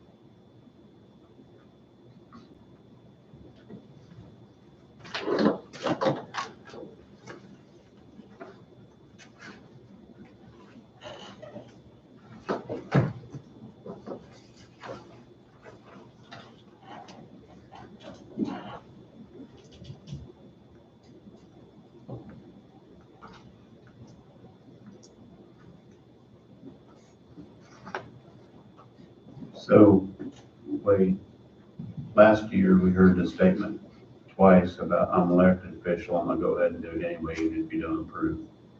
So what you're telling me is, after your statement of county owns the software, which that payroll goes in, is that, is that? That's not something I ever said. No, wait, so I think that's highly summarized. But that's, my understanding is some counties take the position that the board has to approve any payroll changes whatsoever. They have to go through the board. But there's other places that say, they're an elected official and they operate within the confines of their budget, then they can kind of hire, fire, and promote as they see fit. And I think that is sort of the tension between where we are right now. That's what happened. Both of those things happened across the state, from what I understand. And, the board can choose to move forward in the direction or however they see fit. But I just wanted to bring that up because we are dealing with elected officials and what maybe they believe they can do under the Nylander decision. And I get where Don's coming from, that we did, approve the original salary resolution we approved, and now it's kind of changed. Correct? I mean, that's where we're headed. I mean, things have changed.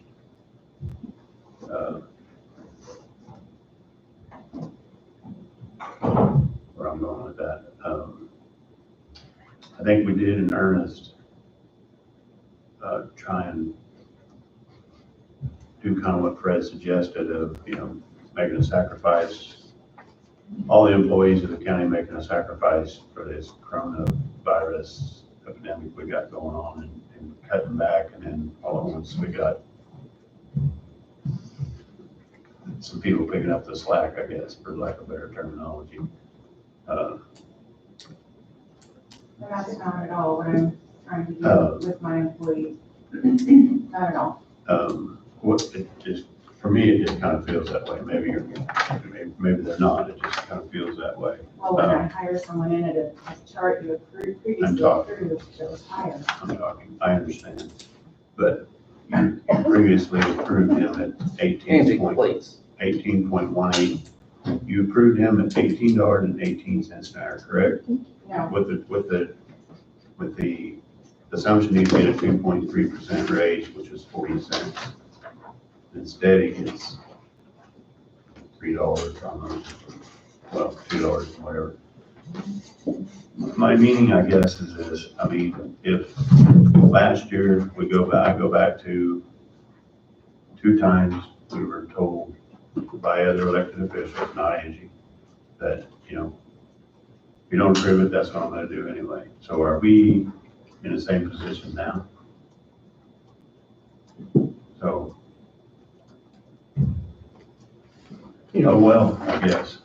Go ahead, if it's in your budget, I guess go ahead and do it. That's what we got to determine. If it's in their budget and that's what they want to do, are we going to let them do it? That's the question. In reviewing the policy manual, if I understand it correctly, any proposed change in wages is submitted to our administrative assistant. And then it comes to us for approval. And this past year, and it's probably happening prior to this past year, a lot of increases, I think, went direct to our payroll clerk. That's an assumption. But I think that's an accurate assumption. Our assistant, ever seen it? And she's put in the policy manual, says to review. And then it comes through us. Well, many of them never came to us. So they're bypassing the board. It's very specific in there. Right. It's highlighted. 6465. Can I speak? Sure. You had 2 departments tell you that they were going to just submit it to the clerk's office. I'm sorry. You had 2 elected officials tell you they were just going to submit it anyway. in Right, meetings. that's what I'm referring to. It's like I'm an elected official, I'll do it anyway, so. And I'm not trying to do that. I'm trying to be open, transparent with you guys, explain why I'm doing what I'm doing, and not do that. So again, when Wade says, we basically the software that the payroll goes through, and then some counties say, well, as long as it's within your budget. Remote, demo, as you see fit. So I guess we just got to come to a consensus between the 5 of us. Can I say Gotta something? allow that to continue. It was my understanding that when one of those departments, I don't recall the other department saying this, but one of those departments, when they gave them to me, They said they weren't sending them to the board, but they were giving them to me and they were giving them to her. I guess you didn't get them, but that's what I was told. So I assumed you did see them, because I thought she had a copy. You know, to me, that document needs to be signed off on by the board, like we do for 90% of our employees. Most of them come through and we sign off on it. Okay, But but I- evidently, there's a lot of them that wasn't signed off, which would give you an alarm that it didn't go through the proper channels. True. Yeah. But they're elected and they tell me they want their person to make that much, so. You know, the paper I picked up with all the changes, proposed changes in it Friday, had the one individual we're talking about reclassified as a TPB4. That's what's on this form. And then we come in here this morning and it's changed to 6.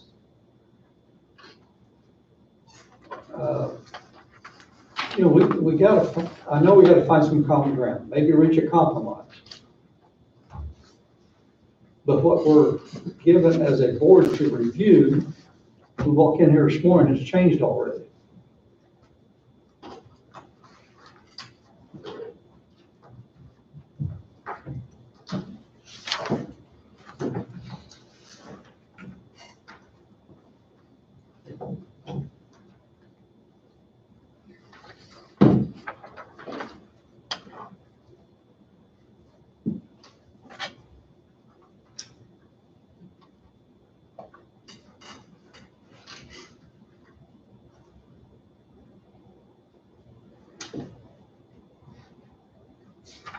That was error on my part, because that's what it was supposed to have been originally. Let's see, I'm just reviewing what information we were given. And all the commissioners have the right to pick this up. I think 1 or 2 may have picked it up. Yeah, that was a typo on my part. It was supposed to have been the 6 originally anyway. I apologize.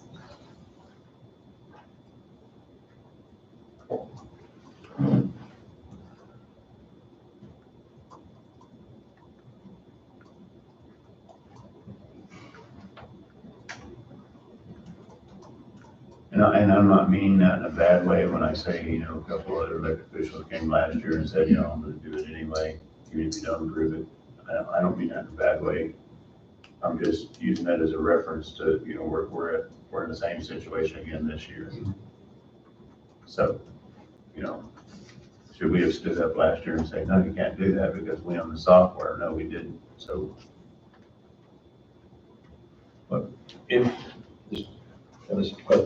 If employee gets moved up on the chart, then from a certain classification to the next one, then the following year, does it start over? Does it only have to wait 1 year for a step increase?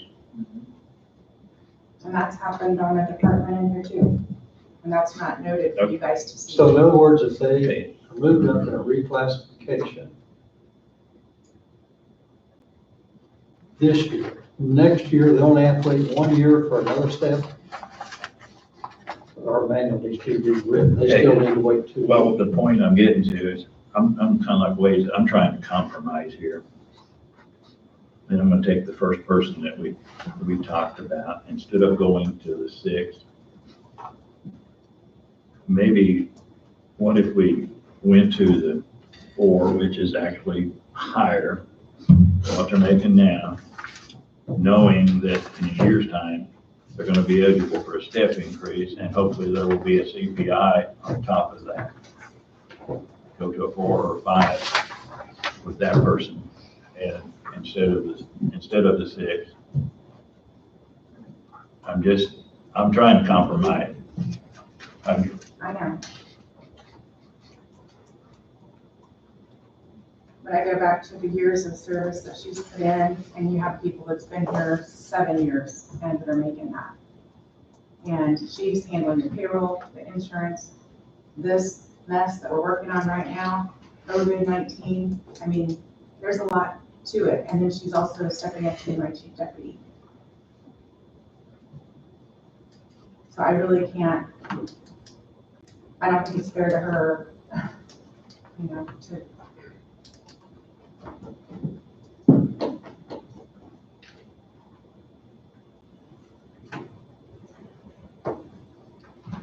Okay. The other employee, I noticed that a lot of times after 6 months, we have given promotions after 6 months of employment. Is that, and according to our policy, but it doesn't say it, but is that correct? That It would was be if they're at A, but I think you guys changed it to a year now. okay. So he would not be, So it's, okay. I'm just asking, Yeah. I'm trying to clarify. Yeah. I'm trying to find a way to put this out.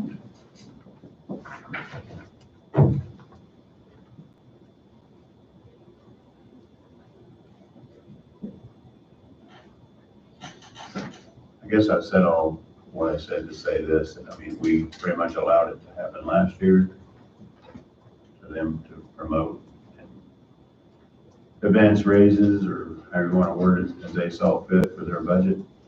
So, And I would just say this from history. Last year wasn't the first time this happened. It's been happening ever since I've been here. So last year wasn't the first time. it was for me. Okay, it was for you, but it's not for the county. No, it's happened. and it's happened with Road and Bridge. A lot of times. You know, if we continue to let these type of things happen, what value, in section 6, what value is there to have a handbook?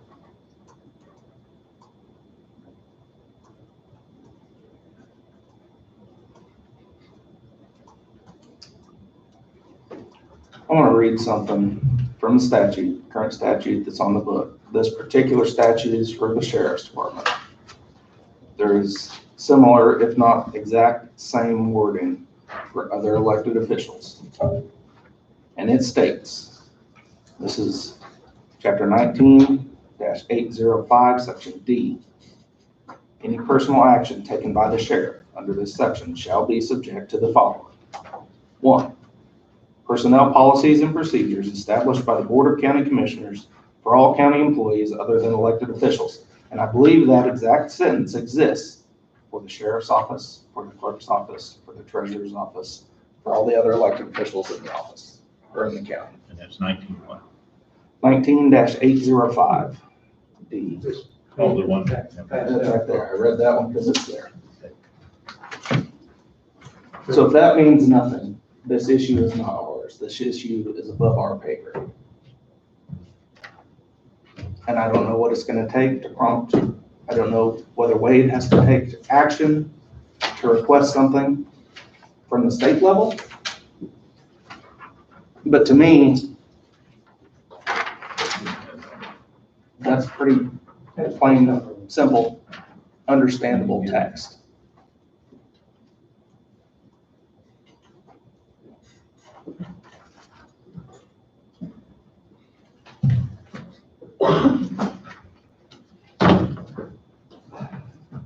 So that same language for each of the elected officials includes the words hire and. That's in a different part. That's at the beginning of this section. Sure. And it alludes to, anytime they hire, fire, promote, demote, that is personal action taken by the elected official. Okay, and when they do that, it is subject to the following. Personnel policies and procedures established by the Board of County Commissioners for all county employees other than elected officials.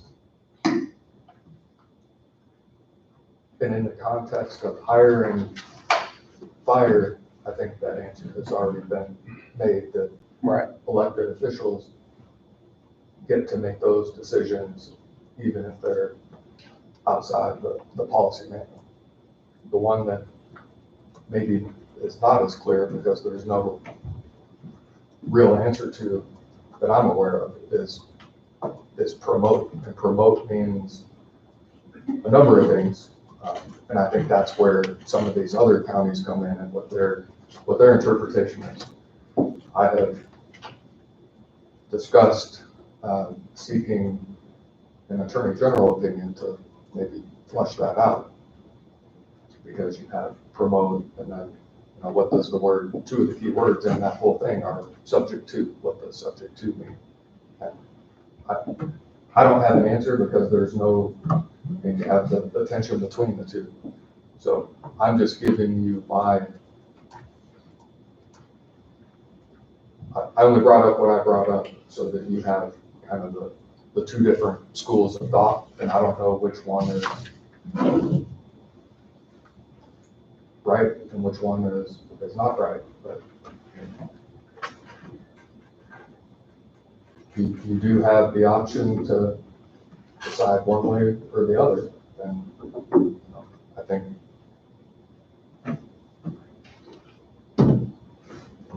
I just don't know how best to say anything other than what I've said already, and I think you know, the ultimate, I guess the benefit to doing it the way it's done now is historically it's not been done in front of a camera so that it can be presented to the World Wide Web, which means it's open for consumption by anybody. But that doesn't mean that anybody has the answers either. You just have to take a position one way or another and move in that direction and be willing to potentially have to answer for that decision later on down the road.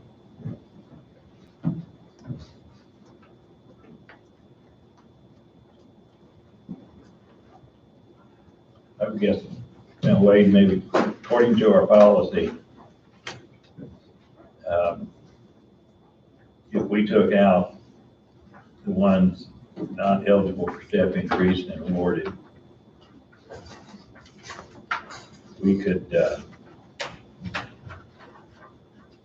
approve this as far as this part of it, the resolution, and then we would have to deal with the other issues outside of this resolution. Because, is that correct? I don't know if I have a copy of the resolution in front of me. 5 by 100 years. That's probably very good.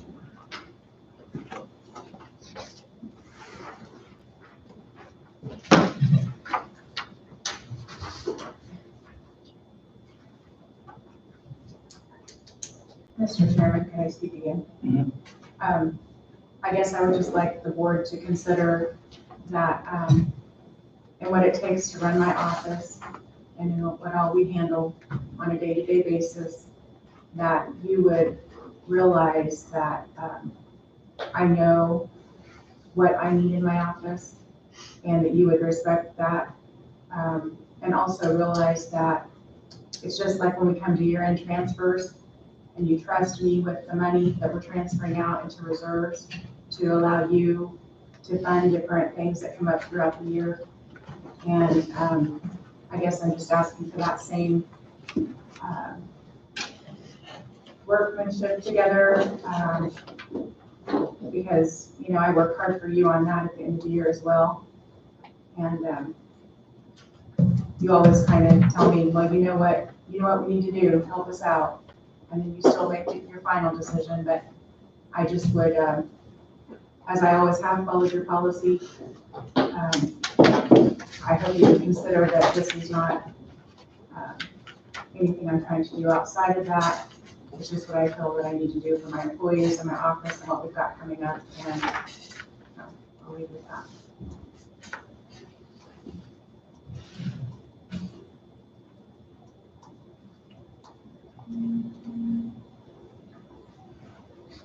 Your first one, actually, the change would be the same salary as the existing one has now, right?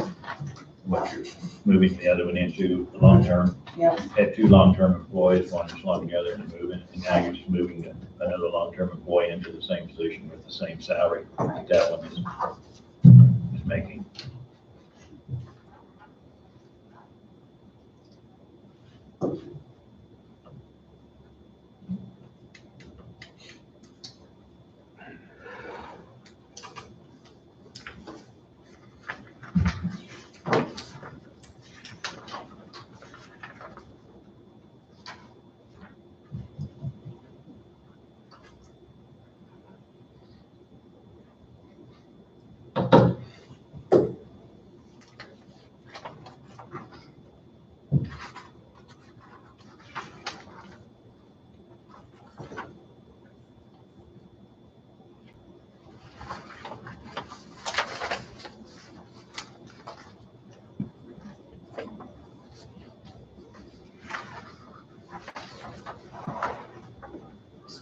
And Did you see this?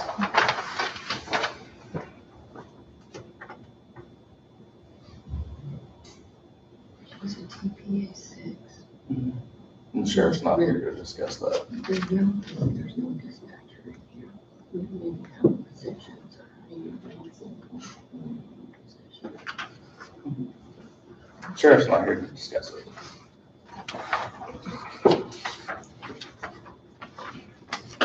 And I feel the urgency and we need to move forward with this to get this month's payroll underway. So do we give it and then take it back next month?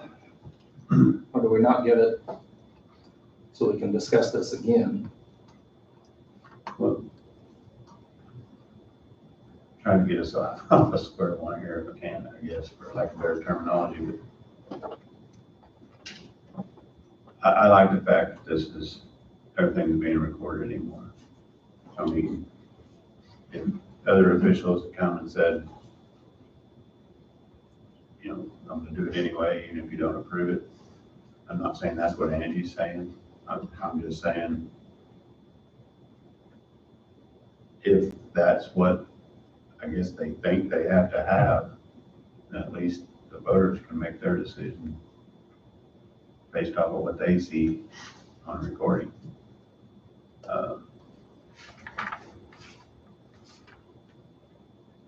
Do I totally approve of it? No, probably not, because I agree with Dawn that things have changed from what we originally had thought was going to be.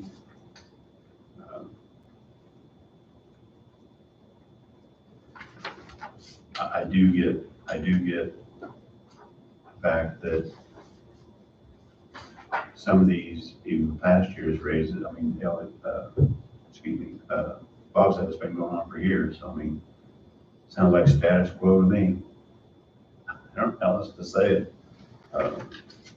But I do know I've hired certain individuals in at a certain pay and decided 6 months later, or 3 months later, or 2 months later, they were worth a whole lot more, and I've also decided it was a whole lot less. So I get it.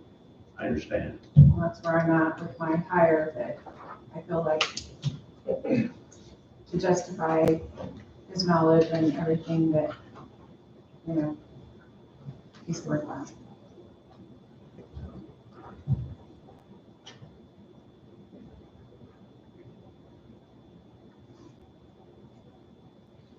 Just throwing my 2 cents out there, I guess.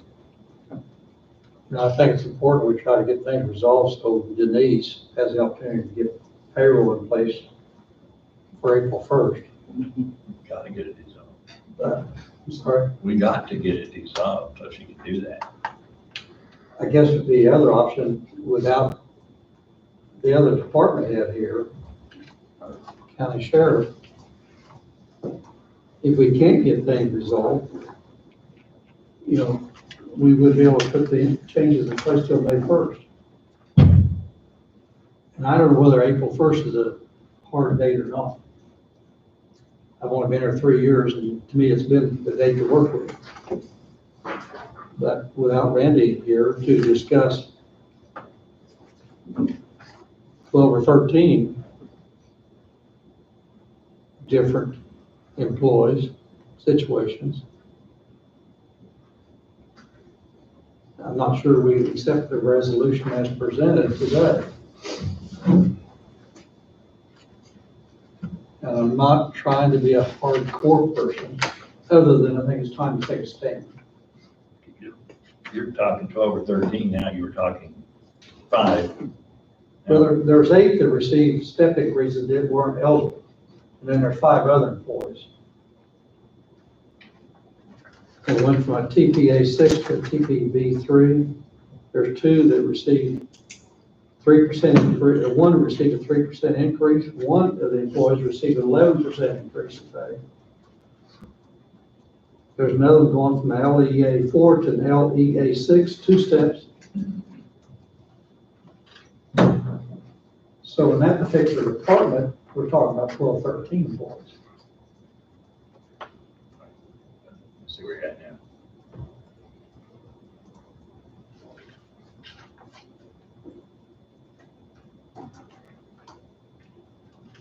Denise, can I ask you a question?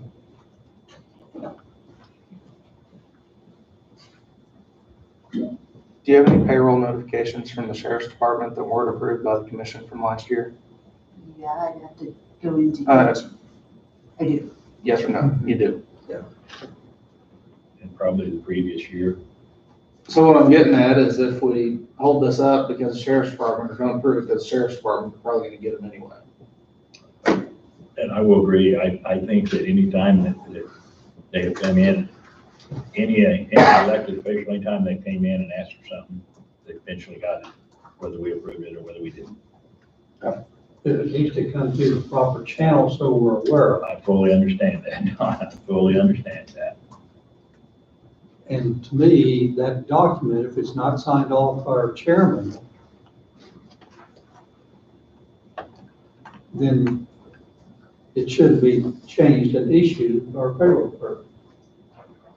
Because the policy is very clear, it's got to come through the board.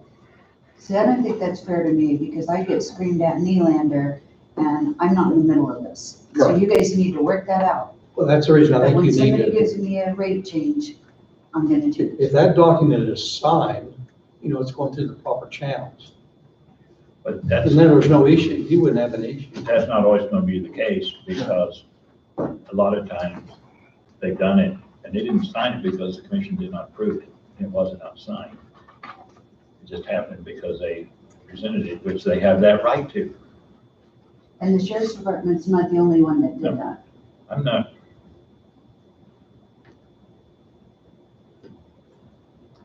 Me personally, I would go ahead and approve this so Denise can get payroll done. Second, I would ask Wade to ask, be it the AG or someone else, for clarification. I would ask them to reference the recording of this meeting specifically for that. And if they could offer some sort of guidance, because it's shown that, one, the policy manual hasn't been followed. Two, the other alternative the commission has as a board is to adjust budgets. Yet we're still obligated to fund the department if they exceed the budget. So then it comes down to, we're statutorily obligated to fund the department. Yes. An elected official is statutorily obligated to follow the personnel policy, yet they don't. So do we have to fund them? All of this is at the public's expense. Yes. So that's where I'm at. I would side with you on that, Mr. Chairman. So be it, I'll make the motion. Mr. Chairman, there's one on the classification chart in the sheriff's office that there's not a dispatcher in TPB. There is not a dispatcher position to advance a person to in TPB. The highest you could go for a dispatcher is TPA 6. There's not a position established in TPB. Again, Mr. Chairman, I believe we are approving this or we're not. Can I address that? I get where you're coming from, but that pay grid is not necessarily, I think that's why we're hiring McGrath. You got administrative assistant here, here, here. Right. Your payroll system doesn't take it like that. So in the payroll system, they may not even be called what they're on there. Because I can't have 3 administrative assistants making different wages. So I was hoping that was one of the things they would address. And that's one of the reasons. Because I have to list them in the payroll as 1, 2, and 3, because you can't put one in Right. there at 3 different wages. Mhm. So that grid doesn't, the definitions don't necessarily mean something.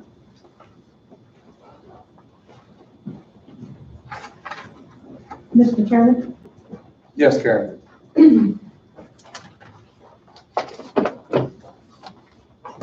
I was here in early March and asked for, had brought forward, but I felt like that I was told that I had a learning curve and was a first-time elected official.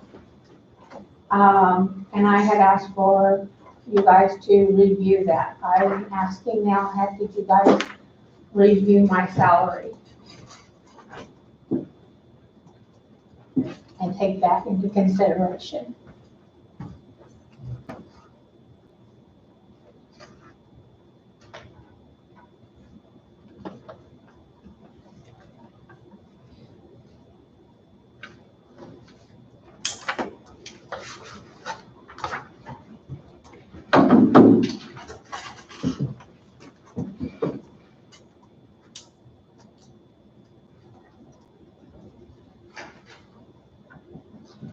I don't think this is the time for that type of question. I think what we're going through right now and the motion we made last week to withdraw the COLA and to keep the salaries where they're at is where my decision's at. Okay, but at the same time, you had told different departments, since they had already brought forward stuff before this all started, that you were going to honor what they were doing. So all I'm asking is that I give that same respect. And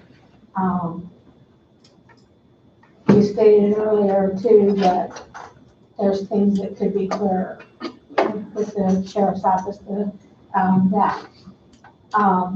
I would like to state there are things that when my salary was adjusted, it said that it could be not be done arbitrarily or unreasonable.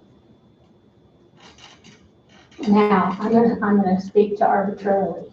It said that I was a first-time elected official with a learning curve, although I had 25 years of experience in doing the job I'm doing. So I would like to add that Don came in 1 month before I did, and his salary was not adjusted as being a first-time elected official. Cody, you and Tom came in last year. Numerous times you said, I'm still trying to learn, but yet you did not have a learning curve. Wade was appointed and brought in, and he did not have a learning curve. I'm gonna jump in. I'm a prior elected official, so I did have prior experience as an elected official, so just so that's clear. I think that is different than what's being said. And I will give that to it, but I'm just saying that we have 3 of you that did not have your pay cut as first-time elected officials. And yet I did. And going to be unreasonable, I would like to state that my salary as deputy was more than my salary as the county treasurer. And that's, like I said, I think those things should be taken into consideration. And I realize that you're saying that you don't think this is the time. I brought forward information to you last March, and you told me that that wasn't the time. I brought forward things in March of this year, and that wasn't the time. I'm just asking, when is the time? Upon completion of the salary and compensation study.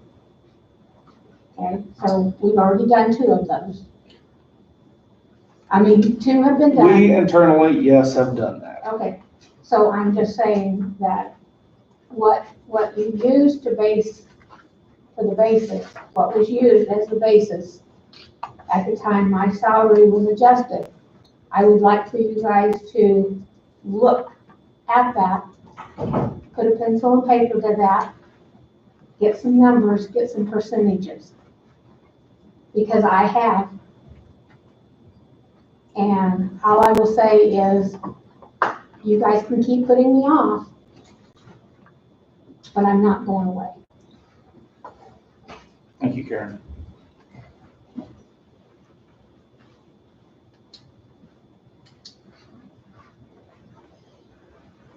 Did you make a motion, Mom? I thought so. Cody, Do you have a clean draft of the resolution, Angie? well, I don't need to go upstairs and print them. But do you want to make any changes on here?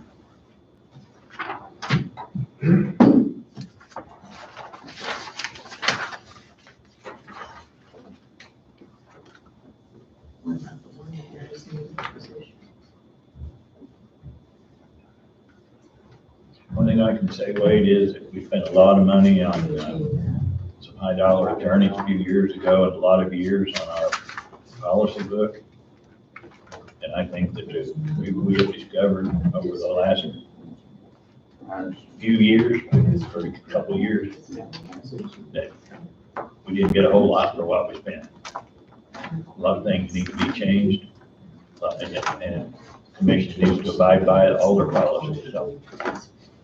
So, I mean, any policy manual is gonna be written with, So I need to in an attempt to cover every possible scenario. However,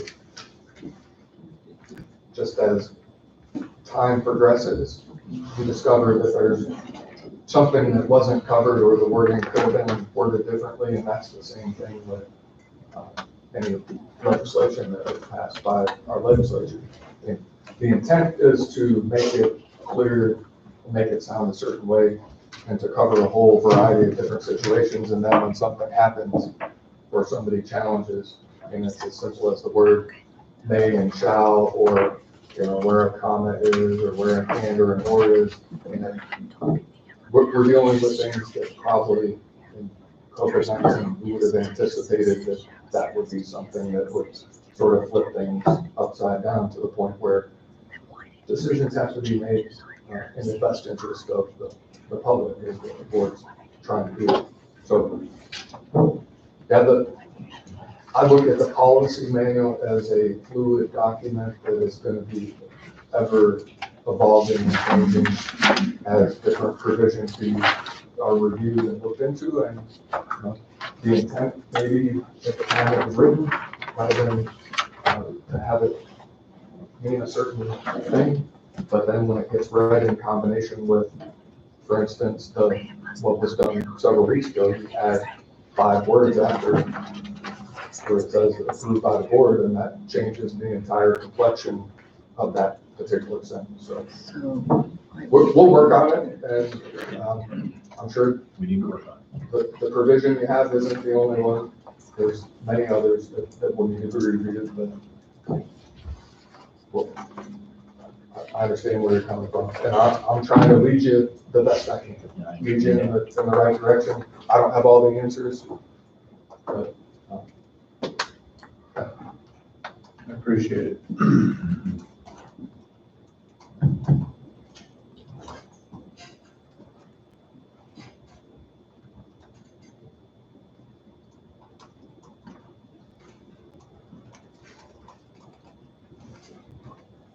Mr. Chairman, on this draft resolution, Angie had said that this should be a 6 instead of a 4. So I'll need to make that change.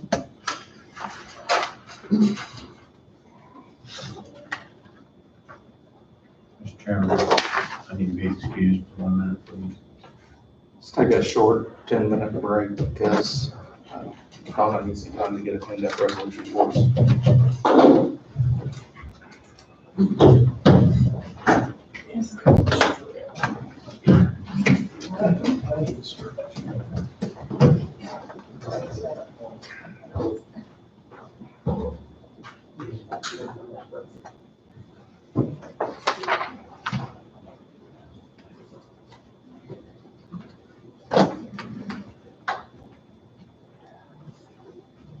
Excuse me, with my eyes, I need to ask you a question. Yeah.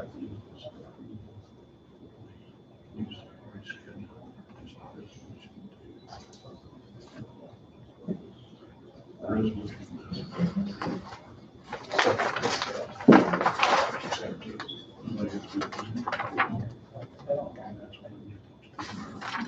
wanted to make sure.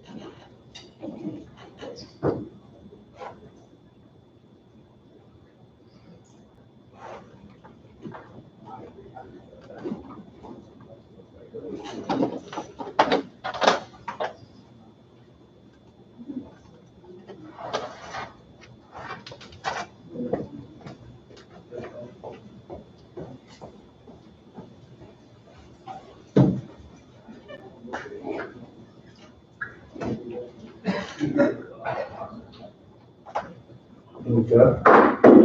I'm sorry? Another cup?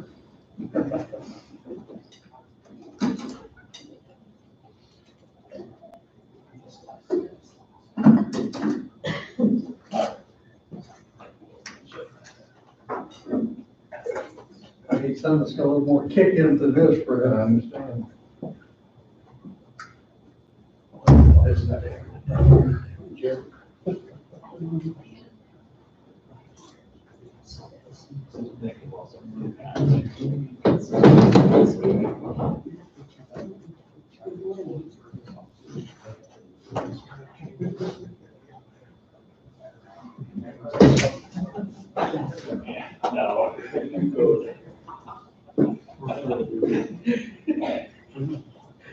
We didn't have this till.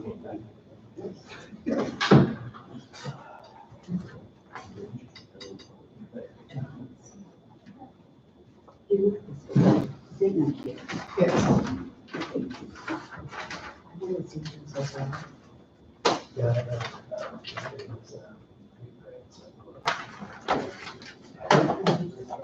It's just not like the rest.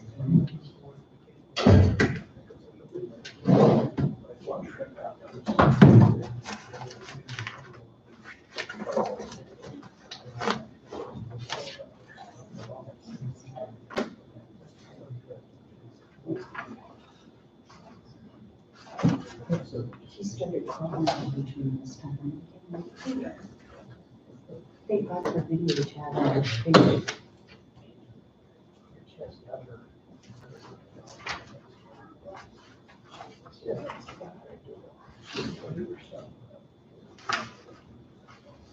I I told them they were first, because she, like, sends me videos all the time of the things, so at least I get to see.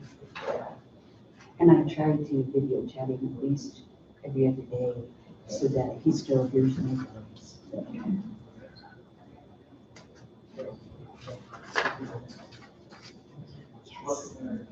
I'd be ready to lose. Yesterday, we went for a drive in the region. And Dwayne's sister drove up from Wichita, and we went through Sonic. And then What's going on legal right now, Fred? I ate and just. Boy, you know, I don't know. I've been stuck in the The house, lake that you're making, and took the back roads. confining myself, except for groceries and doctor visits and drugstore visits. I've been abiding by all that. And I'm ready to get out, but I want to be safe when I do. You've got to pet your horse. But You still got to pet your horse. I go out and do chores, yeah, feed my horses.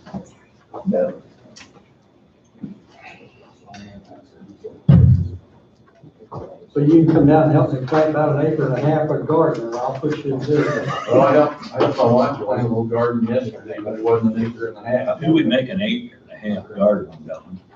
A 1/2 acre of it's corn. Oh, okay. And then I plant, a lot of plant melons and pumpkins. I think Okay. it's fun for that. So you're not doing a lot of hoeing roads. I still enjoy doing it, but I'm gonna have to slow down. I've got 8 or 10 families that take a lot of sweet corn and peppers.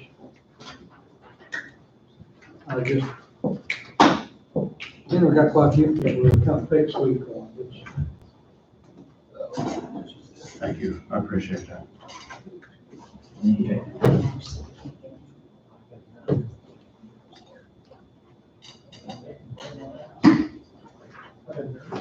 You want to start signing off on some of these, Norm? Sure.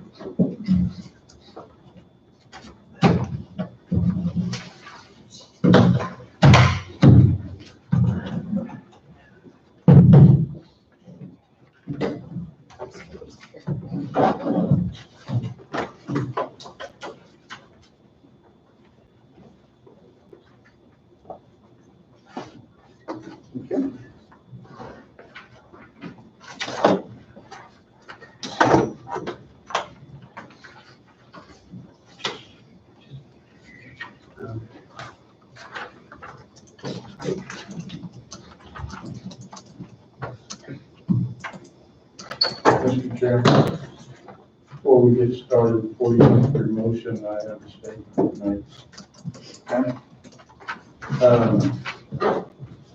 It's just the way I feel about this whole situation. I've been pretty quiet so far. But before the Nylander decision was made by the state Supreme Court, I feel like the commission had a better management style and was able to make more effective decisions. And unless people in the public have studied that decision, they really don't understand the dilemma we're in. But since the Nylander decision was made, it has sure muddied up the waters, let's say. And we have this vote to take coming up on this whole decision about salaries and step increases and whatnot.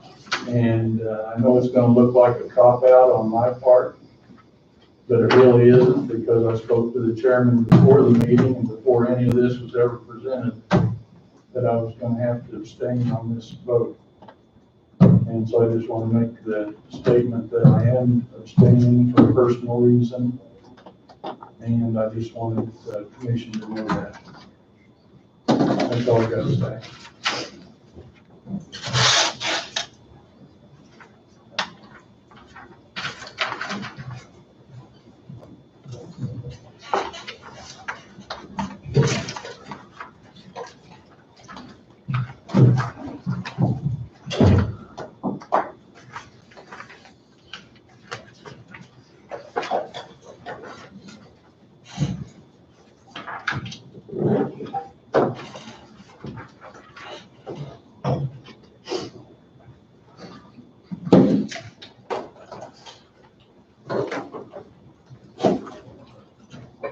Do I have a motion to approve resolution number 772M, a resolution establishing the pay scale and classification for the employees of Coffee County, Kansas? And I'll make that motion. Second. Tom, a second. Any further discussion?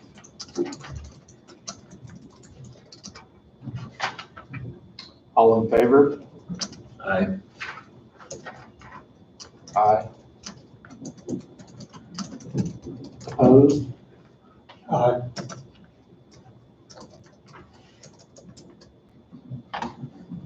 Motion carries 3-1-1.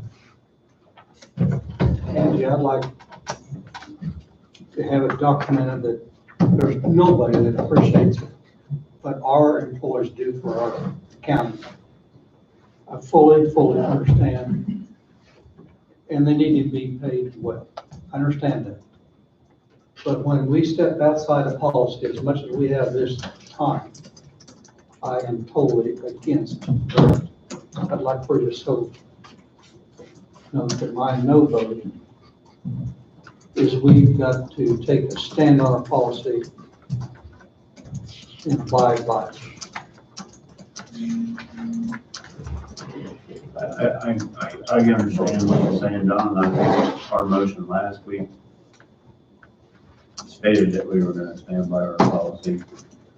I know this is a little different situation, but I'm gonna lose words here. I know I am. But just, like Bob said, it's status quo. It's been going on for years, so. I think with Cody's recommendation to the county attorney to maybe approach someone and give us better advice as to how to proceed with some of this is good idea. The signature page here waits since I voted against that. Do I have to sign, do I need to sign this or refuse to sign? Signature page of a resolution. It's a commission's decision. The commission approved The it. commission approved I it. fully understand that. He didn't. If you want to sign it, put something beside it that says you voted against it. Sign under protest.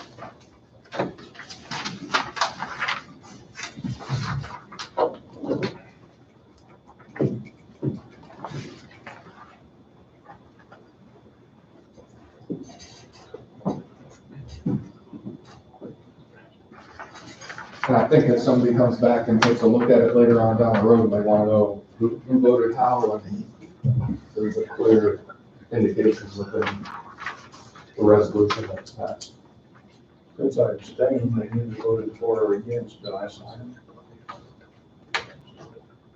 There's an abstention to no vote. Yeah. Yeah, if you put your name instead of abstaining. That way, I don't know what happens in the future, but that way if somebody wants to get a hold of the resolution and find out who did what and why, then it's right there in the document. And it's recorded, it'll be in the minutes, but as you can tell, I'm all about the details. I like that.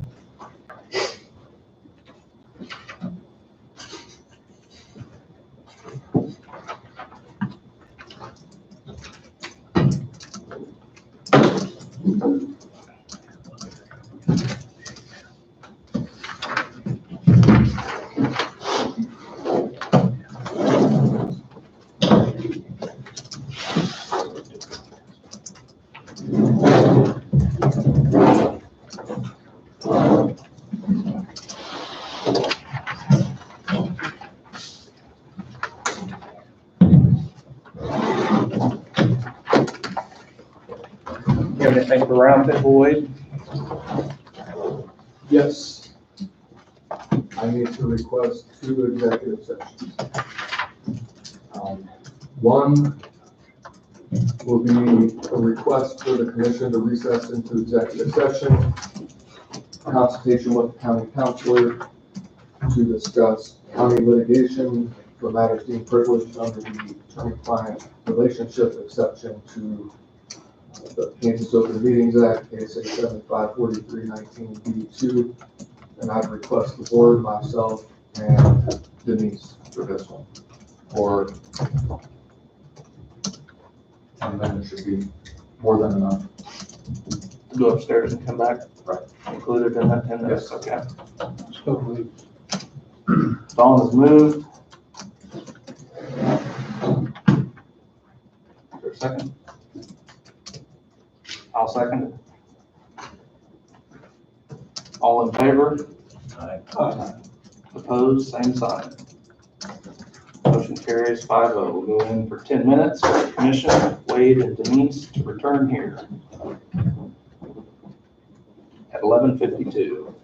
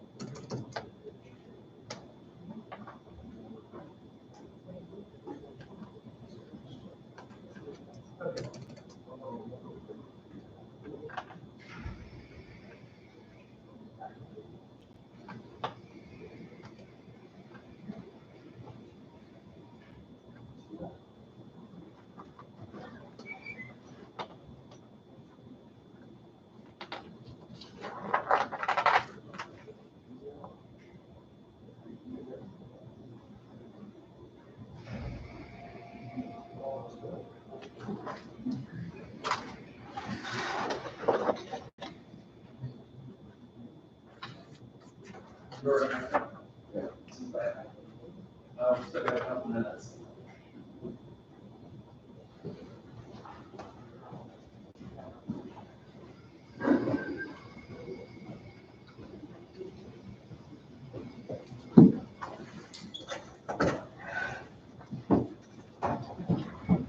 We got to put on.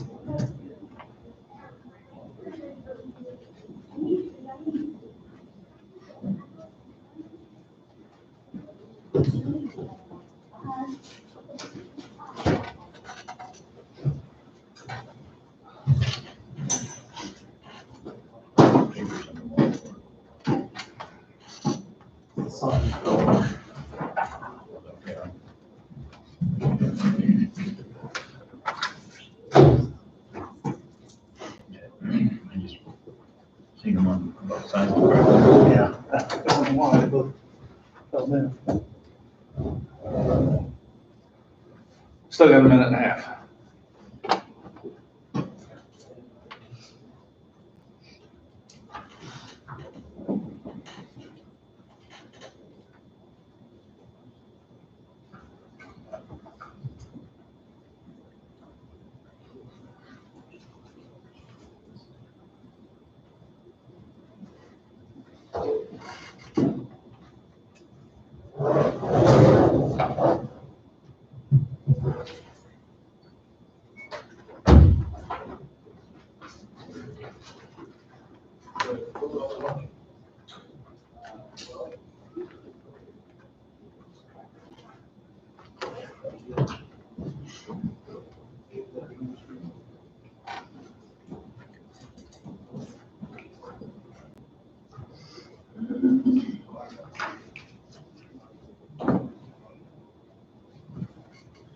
talk.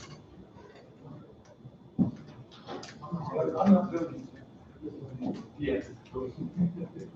Yeah, there's a crate, whole cake, whole cake of apples.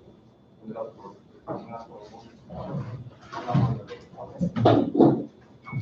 Okay. Back in. All right, one more. Request a motion for the commission to recess into executive session to protect the privacy rights of non-elected personnel under that section, the non-elected personnel matters exception to the Kansas Open Meetings Act, KSA 75-4319B1. And specifically, so I guess it can be added, this is in an effort to protect the privacy rights of employees under case law. Be myself, the board, the clerk, and the payroll clerk, Denise, for 15 minutes. Also moved. Bob has moved. Second. Don is second. All in favor? Aye. Opposed, same sign. Motion carries 5-0. We'll go in for 15 minutes to return here at 12:04. Go in at 12:04 to return here at 12:19.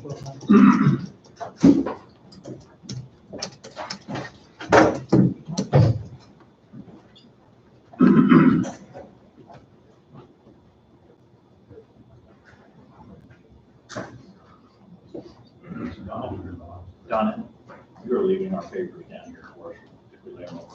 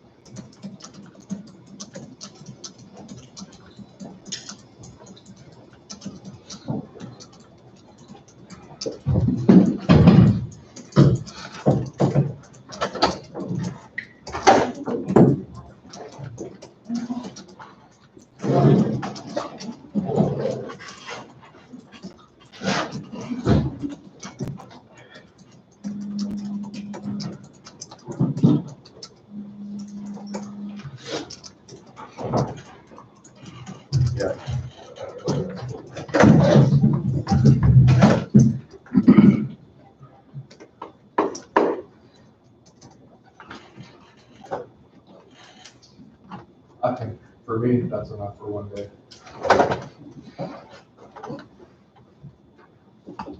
Angie, do you have anything else for roundtable? Yeah. Good. Tom, anything for roundtable?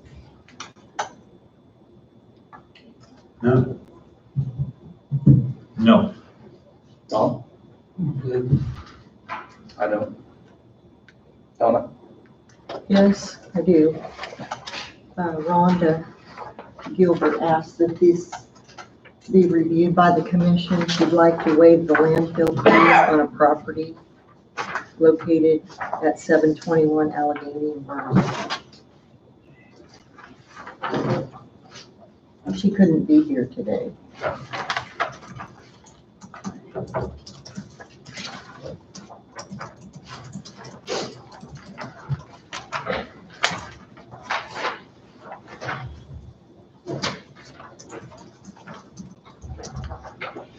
Yeah, that's, well, I'd make a motion with the landfill fees. Is she asking? It's not that, it's 723. Is asking for a motion for the county to pay the hardship case of removing the structure and to waive landfill fees. Has asked them the $3,000 for removal of the structure.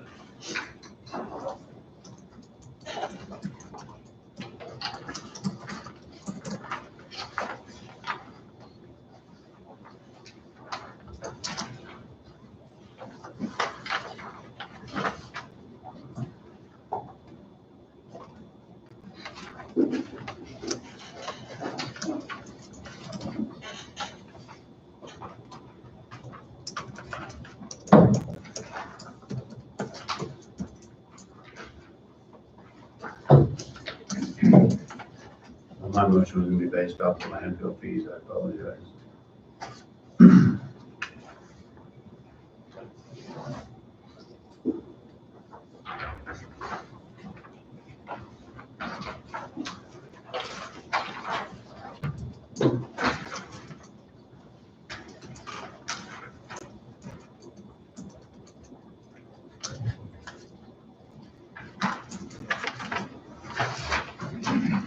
Your motion, Tom, is to Well, waive the landfill fees. I just only. assumed it was gonna be landfill fees only, but I didn't read it, I just assumed, I apologize. So if I need to resend that for now, I will. It says here, no insurance was on the property. I usually one, I'm not, and I argued this years ago and finally got it where we were waiving landfill fees. But I experienced this as a young kid, when your house burns down, I guarantee you there's a lot of things you need to do. And hopefully we don't have that many homes that burn down. If it's your shed, that's a different ballgame. But if it's your home, I think you need help. So I'm probably not going to oppose in this situation here. It looks like he is going to put something back on it too. It looks like you put a building back, though, has some tax dollars coming in, so. Do you make a motion? I think Tom is going to. As long as you're all agreeing to pay for the demolition as well, then yes, I'll make the motion. Tom has moved. I'll second that motion on this one for that reason. Up to $3,000 for the removal of the structure and waive landfill fees. Funds to be paid from